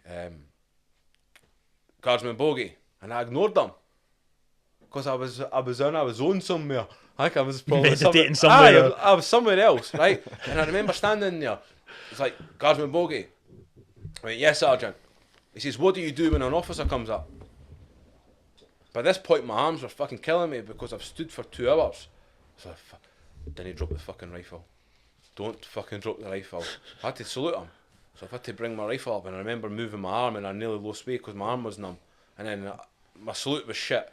I think they let me away with it, right? They let me away with it. The officer and the sergeant both liked me, right? And I had a lot of sort of laughs and that with them. So they liked me. So when I got it wrong, and then that sergeant just fucking shook his head, and he picked up my bearskin, and I'll never forget that he pulled it up off my head, and I went and shook it like that and put it back on my head. he says, right, Guardsman Boggie, you've still got 10 minutes. Then they'll be coming. I thought that was them coming to get me. Oh, Right, must so I have had been another the 10 minutes. 10 minutes. And then I went back in. Word had fucking went in there that I was in shit state. So I'm walking out. All the guys are fucking, Boggie, you're a fucking wanker. Right? And all the sergeants and corporals and that, like, Boggie, get a fucking grip. What the fuck are you doing? I'd never told them that I never moved. They might know this now. But just, right? I never told anybody that I never moved because I was embarrassed, right? That I'd forgot how many steps. So, you know, but then the next one comes up and it's Buckingham Palace. I'm a wee bit more relaxed into the role. Experience. You know, it's just I've only done one, but that was a big one. The first one. The second one was a nighttime one at Buckingham Palace, and I go out. I get put onto my post. I'm standing there. It's dark. I can hear loads of voices. Standing there as a guardsman does, minding his own fucking business, right? Giving him a look in the boot. Can't really see much and all that. And then I boom, bring my rifle up, and yeah, fucker, the iron gate is just flat with flashing. Just, I was like, what the fuck? The iron, honestly, it was just flashing everywhere. And I'm like, that's all because I fucking moved. Is that photographers? And I got my rifle and I started marching, and I got 14 paces to the right. So you got it. I remember this the second time round, right? I remembered exactly how many it was, so I'm there marching. And I remember coming back to attention, pulled my rifle in, then all the flashing stops. And I remember sitting there thinking, what the fuck have you done? Like, 5 years ago, they would have moved you on for the iron gates because you looked like a fucking junkie. They would have moved you on and probably lifted you. And look at you now. You're on the other side of the iron gates, fucking standing here with your red tunic and your bearskin. What the fuck's happened here? That's so amazing. that was the very first sort of time that I given myself a chance to appreciate and acknowledge to myself really actually what I'd achieved. I wasn't just trying to be a soldier anymore. Yeah. You know, I actually fucking am one now, and I'm doing it, and I'm doing it outside Buckingham Palace, of all places, and I'm just thinking it's just what a crazy like turn on life, really, isn't it? That's you're right. Like 5 years difference. It's like you were sitting on a couch, like with loads of drugs in front of you. Do you know what I mean? And then all of a sudden you're literally you don't get much more of a contrast than that, do you? It's a massive You really contrast. don't. That's unreal. And a lot of people like what you said there, mate. A lot of people find it unreal. A lot of people question it and say, "Wait a minute, heroin addicts can't go on and become a guardsman and stuff. His story must be bullshit." It's blowing the stereotype, isn't it? Mm. Completely. Yeah, and that's what I'm all about. You know, like there's this stigma attached and stuff that all addicts are scumbags, they're all thieves, they're all no good, and you know, and that's why I wrote the book, and that's why I'm doing what I'm doing now, is to make people question. Mm-hmm. You know, that we're all here as individual human beings, and there are some good people and there are some bad people in life. Maybe some in the middle, but there's certainly some good and some bad.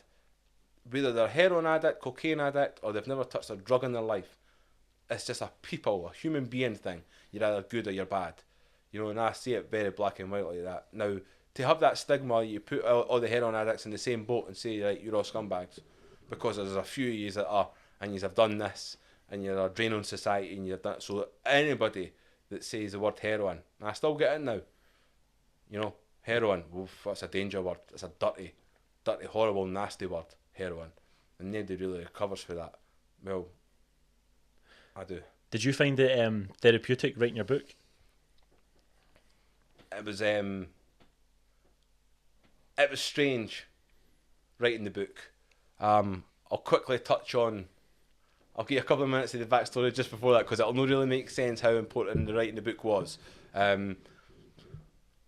I start my pre-deployment training for my first tour to go to Afghanistan, down in Catterick, coming up to Edinburgh every weekend to visit family and friends and go and have a few pints and that with my mates, and they all laugh at the transformation of me. There's this you must have felt amazing walking into the pub now, though. I loved it, because all the people used to judge me and like spit on me and stuff that were in the pub, you know, and I knew who they were from my local area and all that, and then I just walk in and everybody would stop and gasping, "Oh, there's Boggie, look at him now, soldier boy," and all that. Like, and obviously I was ripped, so nobody was going to say shit to me, right? You know, so it's like everybody was fascinated, but you know, I'm going back down to Catterick in the car.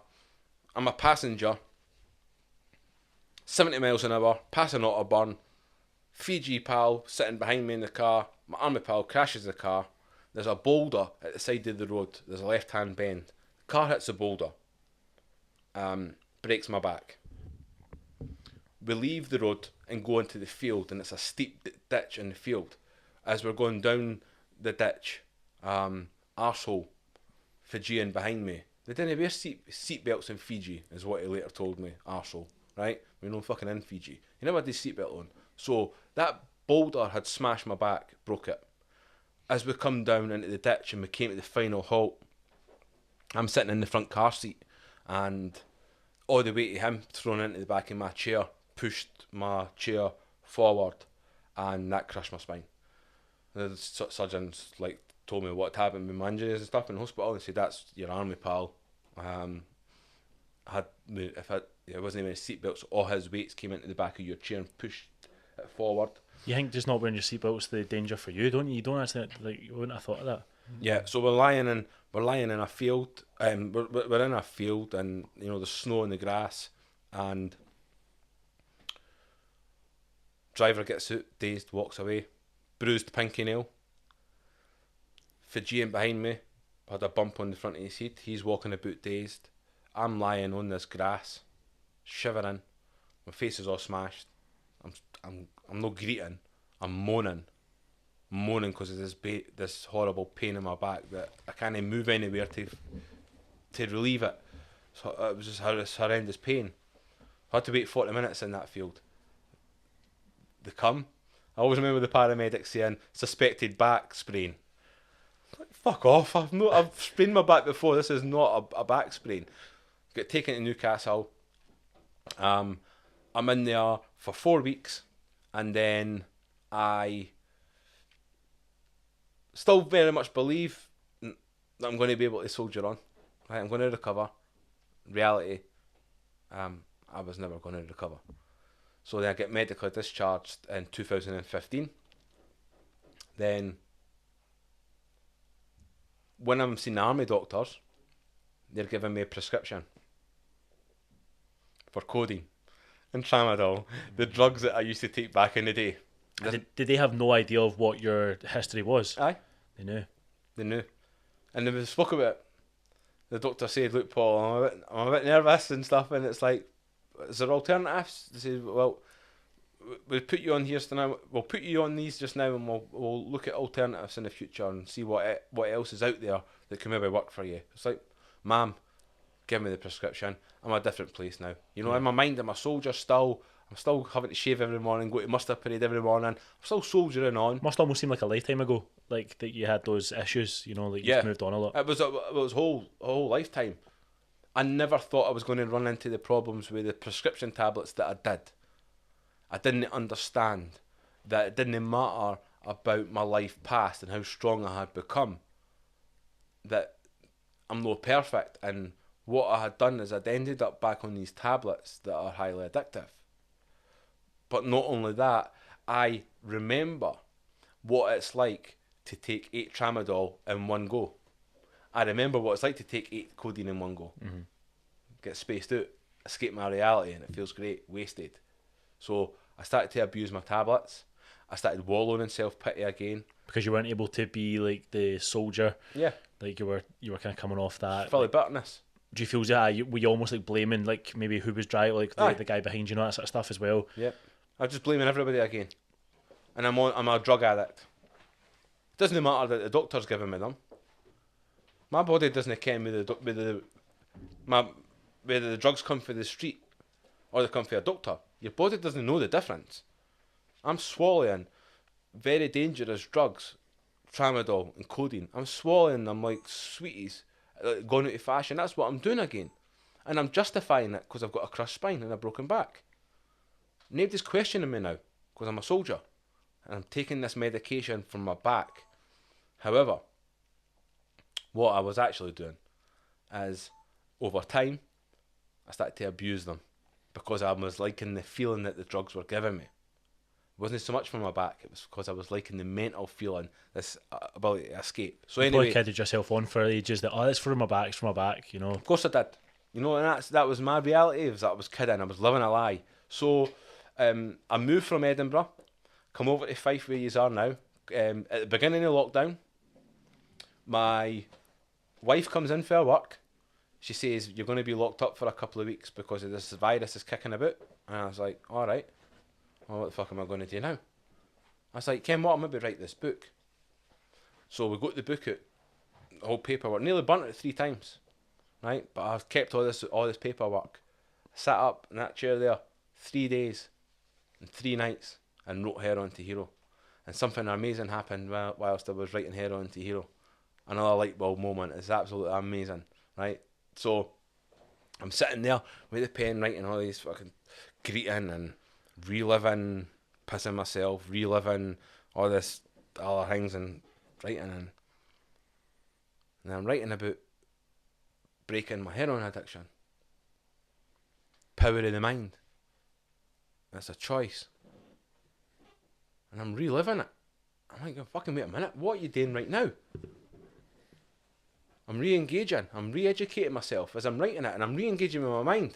This little guy that I've not been listening to so much for the last 5 years since I've been medically discharged, he's come out and he's had a fucking riot in my head, and he's put that wee prick of a devil back in the box and he's saying, you shut the fuck up. So I re-engaged with that part of my mind, and I was like, right, what do you want? So right away again, I didn't want to be a drug addict this time. You know, the first time when it was hit, I didn't want to be a heroin addict. This time I didn't want to be a fucking drug addict. I'm getting bouts of dizziness. I'm getting severe migraines. I'm getting gut pains. I'm not eating properly. I'm not eating properly. I'm slowly dying a slow death a couple of years ago. That's the reality, because I'm abusing all these prescription drugs. I'm back smoking dope. You know, I'm getting blazed up at night time, sitting here wasted, playing the Xbox and stuff, escaping my reality with these drugs. Sitting writing Heroin to Hero, and I had that self-talk again, that question, what do you want? Not to be a drug addict. Spinal specialists have all told me I'll be on drugs for the rest of my life. Every doctor I've ever met, you'll be on drugs for the rest of your life. You have to deal with it. I accepted it, right? And I was like, I didn't know what my fucking back's going to be like with foot tablets, because I've been on tablets for the day that you fucking broke your back. So I decided for that moment that I'm going to taper off and reduce off all my tablets. So over the space of a couple of weeks, I was probably on about a dozen codeines.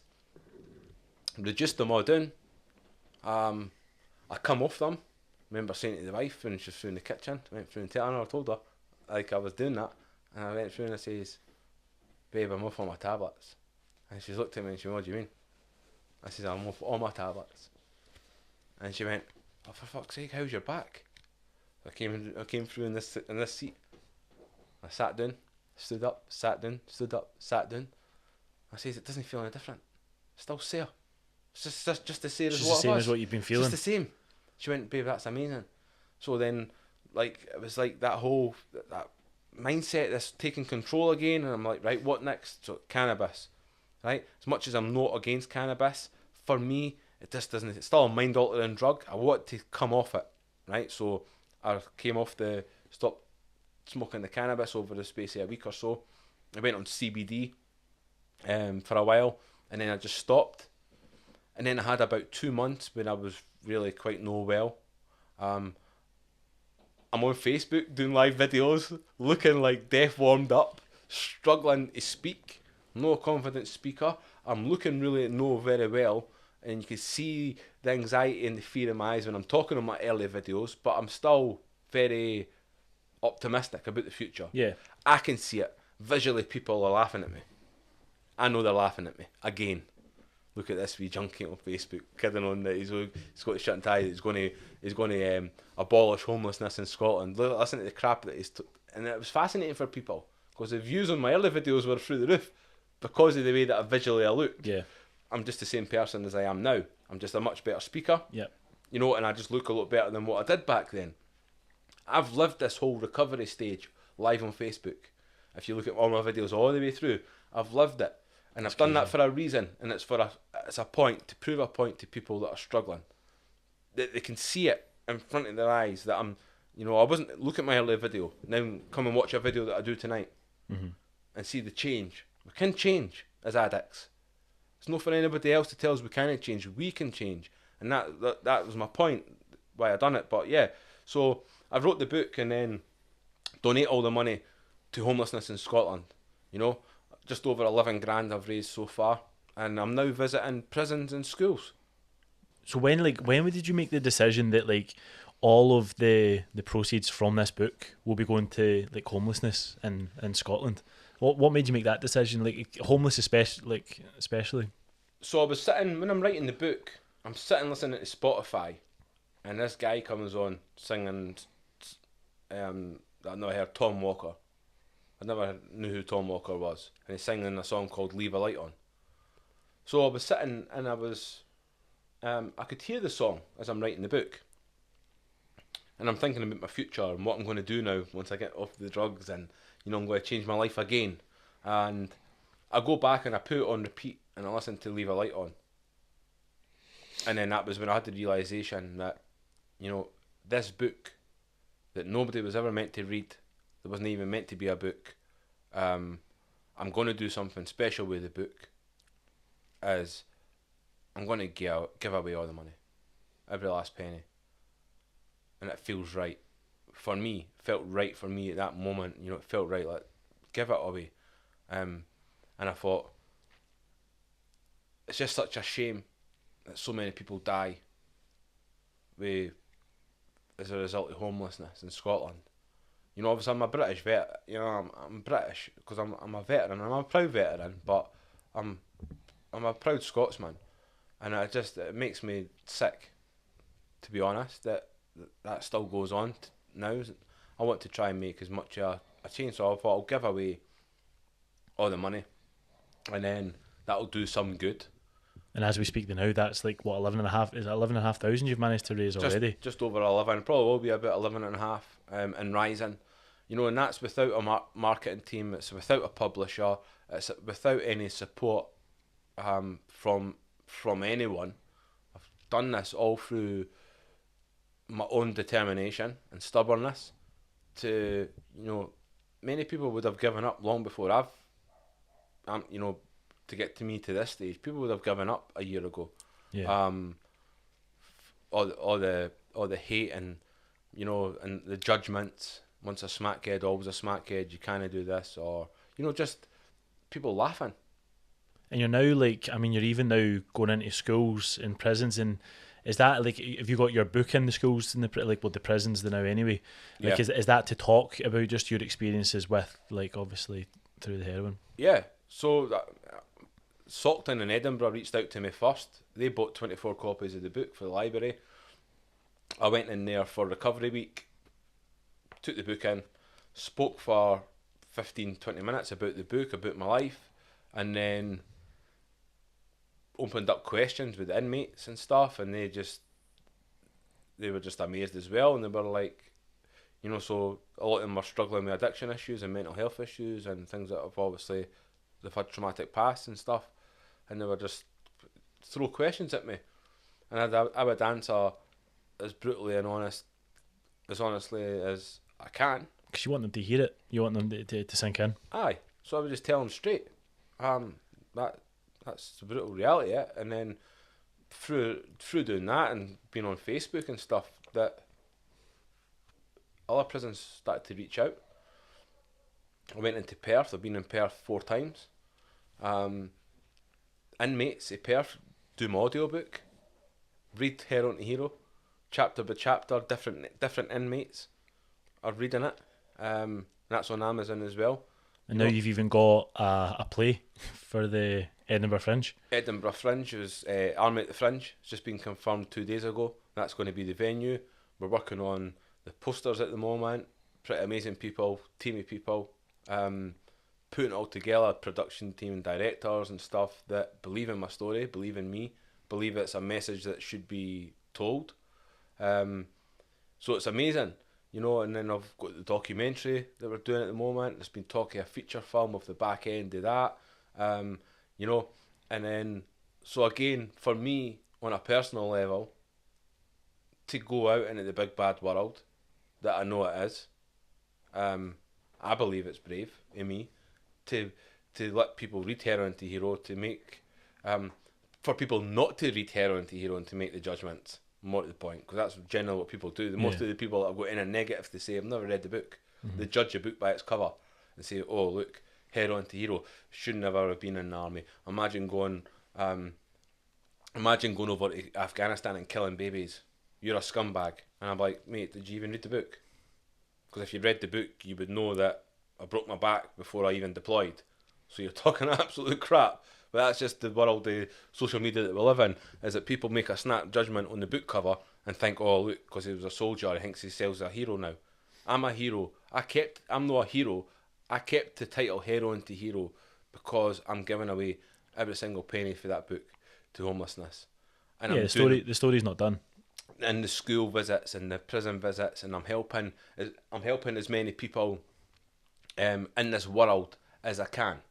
So that's why I deemed it personally that I'll keep the title Heroin to Hero regardless of what anybody thinks. I'll keep that title, and hopefully people will give it the time to read it to then understand why it's Heroin to Hero.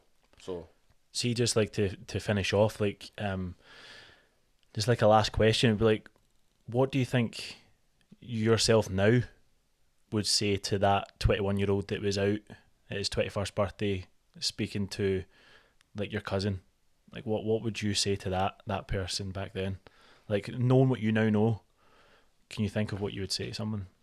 I say it quite a lot. For me,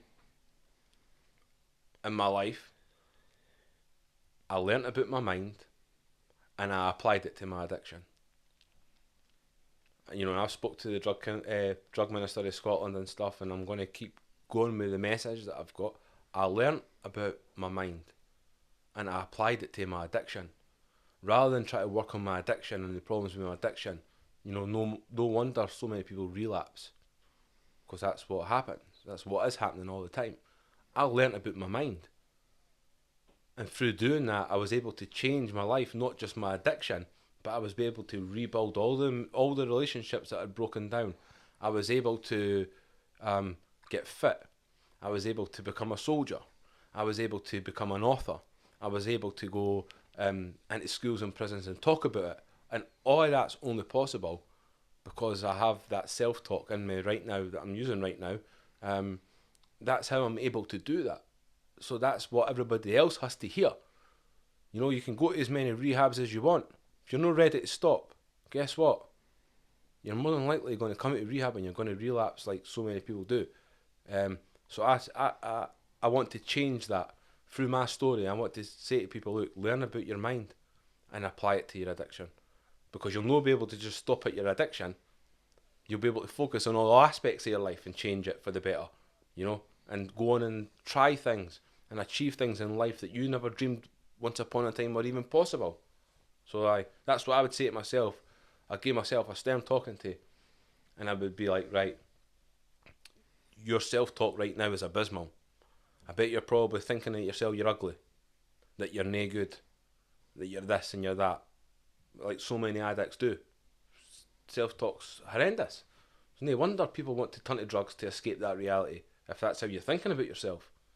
So that's what I would do. I would go like, what's the past is the past. What do you want? I'd ask myself. I know what the answer would be back then as a 21-year-old. I didn't want to be a heroin addict, like it was that time in the mirror. And it's like what so many people would, if I speak to people now, they'll say the same. I didn't want to be on methadone, I didn't want to be on drugs, I didn't want to be on alcohol, I didn't want to be on cocaine and things. That's what they want. The problem is these people didn't know how to get to that. Implement the change. The change, they didn't know how to do it. That's the biggest problem. It's not that we've got the biggest, you know, with the drug capital of Europe. It's not because everybody in Scotland and the UK fucking likes to be on all the drugs and the rest of Europe doesn't. You know, that's not, but that's the reality. We've got a big, huge pandemic, a true pandemic right now. It's with drugs. And you can throw as much methadone and prescription tablets and rehab centres at people as you want. But in actual fact, as human beings, as we're all individual, we need to focus on the reasons behind why we take drugs in the first place and continue to take them, and we need to help people on breaking free and making the changes in life. And all that is possible through the power of the mind. because the answers that I was seeking, you guys didn't have. Doctors didn't have it. The government, brothers, rehab centres, they didn't have the answers to the questions that I'm seeking. I have the answers to the questions that I was seeking. I had the answers all along. I just didn't know about it. And that's why I want to try and reach out around the globe and let people understand that yous are the ones that have got the answers to make the changes. All the answers that you're seeking, the answers are within us. Stop looking out for answers and pointing fingers. It's an internal thing. It's up there. Engage with the mind. Learn about it. Find out why all these traumatic events, whatever they are, you've got to re-engage with them, and it's no easy. But by re-engaging with them in this filing system that we've got in our heads, that's all it is. You know, the conscious and the subconscious, it's always storing stuff, and it's always bringing stuff up to the forefront of the mind. Other stuff you try and put to the back of your mind and all the rest of it. Without that filing system working properly, then you're going to struggle at times. You know, and that's all I've done. I just sorted out this filing cabinet in my head. Realised that this self-talk is a real thing. And I choose to be a good person for the rest of my life. I'm not perfect, but I choose to be a better person than I've ever been. It's a choice to, you know, volunteer in my services to go and help inmates and kids and gain away all the money for the book and all the other charity stuff that I've done. It's a choice to do that. It's a win-win for me, guys. I'm helping myself, and I'm helping everybody that I'm coming across that I'm trying to help, because I feel happy and proud in there, and I've never felt that for such a long time. That element of pride, there was a bit set in the army, like we spoke about at Buckingham Palace, there was elements of pride there in my life. I've never felt as proud as I am in myself right now, as I sit here with a crushed spine and a lot of physical pain, doing what I'm doing, and I've got people around the place that are coming off their methadone and they're clean right now, as a result of being on my live videos and listening to my story, and they're implementing the same things I'm talking about in my videos, and they're taking that information, they're running with it, they're going into their own minds, they're fixing it, they're realising the errors of their ways, and they're coming off and they're breaking addictions all across the world. You know, and I always say, if I can just help one person, I'm doing a good thing. It's more than that so far. So I'm reaching out now. You know, I've got contacts in the government. I'm trying to get the celebrities to get their fingers out. None of them want to. I'll give a shout out to two people. The only two people that have helped me, right? Callum Beattie, musician. He's publicly jumped off the fence and supported me with Heroin to Hero the book, and D Maxwell, the comedian for Glasgow, for Ayr, sorry. Halfway for that, right? They've physically jumped off the fence and they're publicly supporting me. Everybody else, if you're watching this, and I hope you are, because this is a great podcast, get your fingers out, get in your Instagram DMs, check the messages that I've sent you about giving me a hand, right? I'm not offering you any money. That's the biggest thing, because the agents are wanting money. I'm saying, look, I'm giving away all the money, right? All I'm asking is get a little bit of time back to Scotland. Homeless, all these Scottish, I'm not going to go through the names. I've messaged them all the big ones. Messaged everybody. Give me a hand. I know Heroin to Hero, the title. A celebrity helping somebody with a book called Heroin to Hero, the media will jump on it and say, well, oh, so-and-so, Tom Walker, we mentioned him, right? Tom Walker used to be on heroin probably. You know, that's the way the world that we live in. So they're worried about supporting a guy with a title, Heroin to Hero. I just need one. I think the more and more like you get the word out, like people will feel more confident to kind of support it. Like, and you will. I've got no doubt you're going to get there. Oh, and that see this mindset that I've got now, mate. It's like if I've been doing this for 18 months or something, the social media thing, and I've reached out to every single person I can think of in Scotland. A lot of them have had problems with drugs in the past. Some of them have had problems with heroin in the past. You can probably guess yourselves who these people are, but I'm not going to name them. I've said, look, come on, give me a hand now. Right, just give me a hand to raise awareness in my book. I didn't make any money, and I can't offer you any money. Just please help me. And they've all patched me. You know, but my determination and my mindset is like, well, maybe not now, but if you're looking in a year's time, yep, You know, these people are going to be contacting me and saying, can we help you? Rather than me having to chase them and they may ignore me. They're going to become aware of who I am because... Yeah, your determination, you've proved it already with becoming a soldier. You're going to get there. You 100% are going to get there. I'm going to get there, and I'm going to help even more people with addiction problems and even more people with mental health problems. Yeah. And I'm going to have people all over the world because of social media, because it gives me that ability to reach people, you know.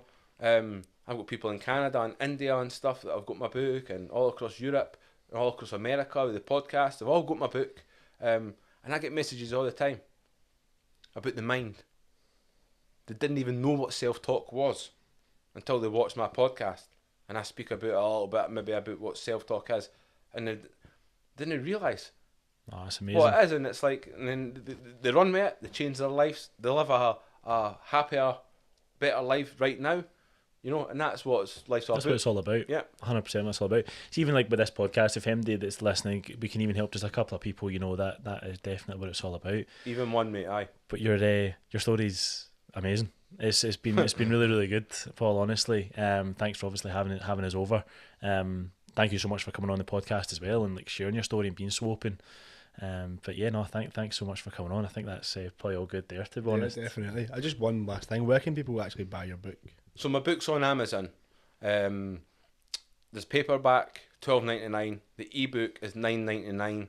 There is that audiobook that I spoke about, read by the inmates at Perth.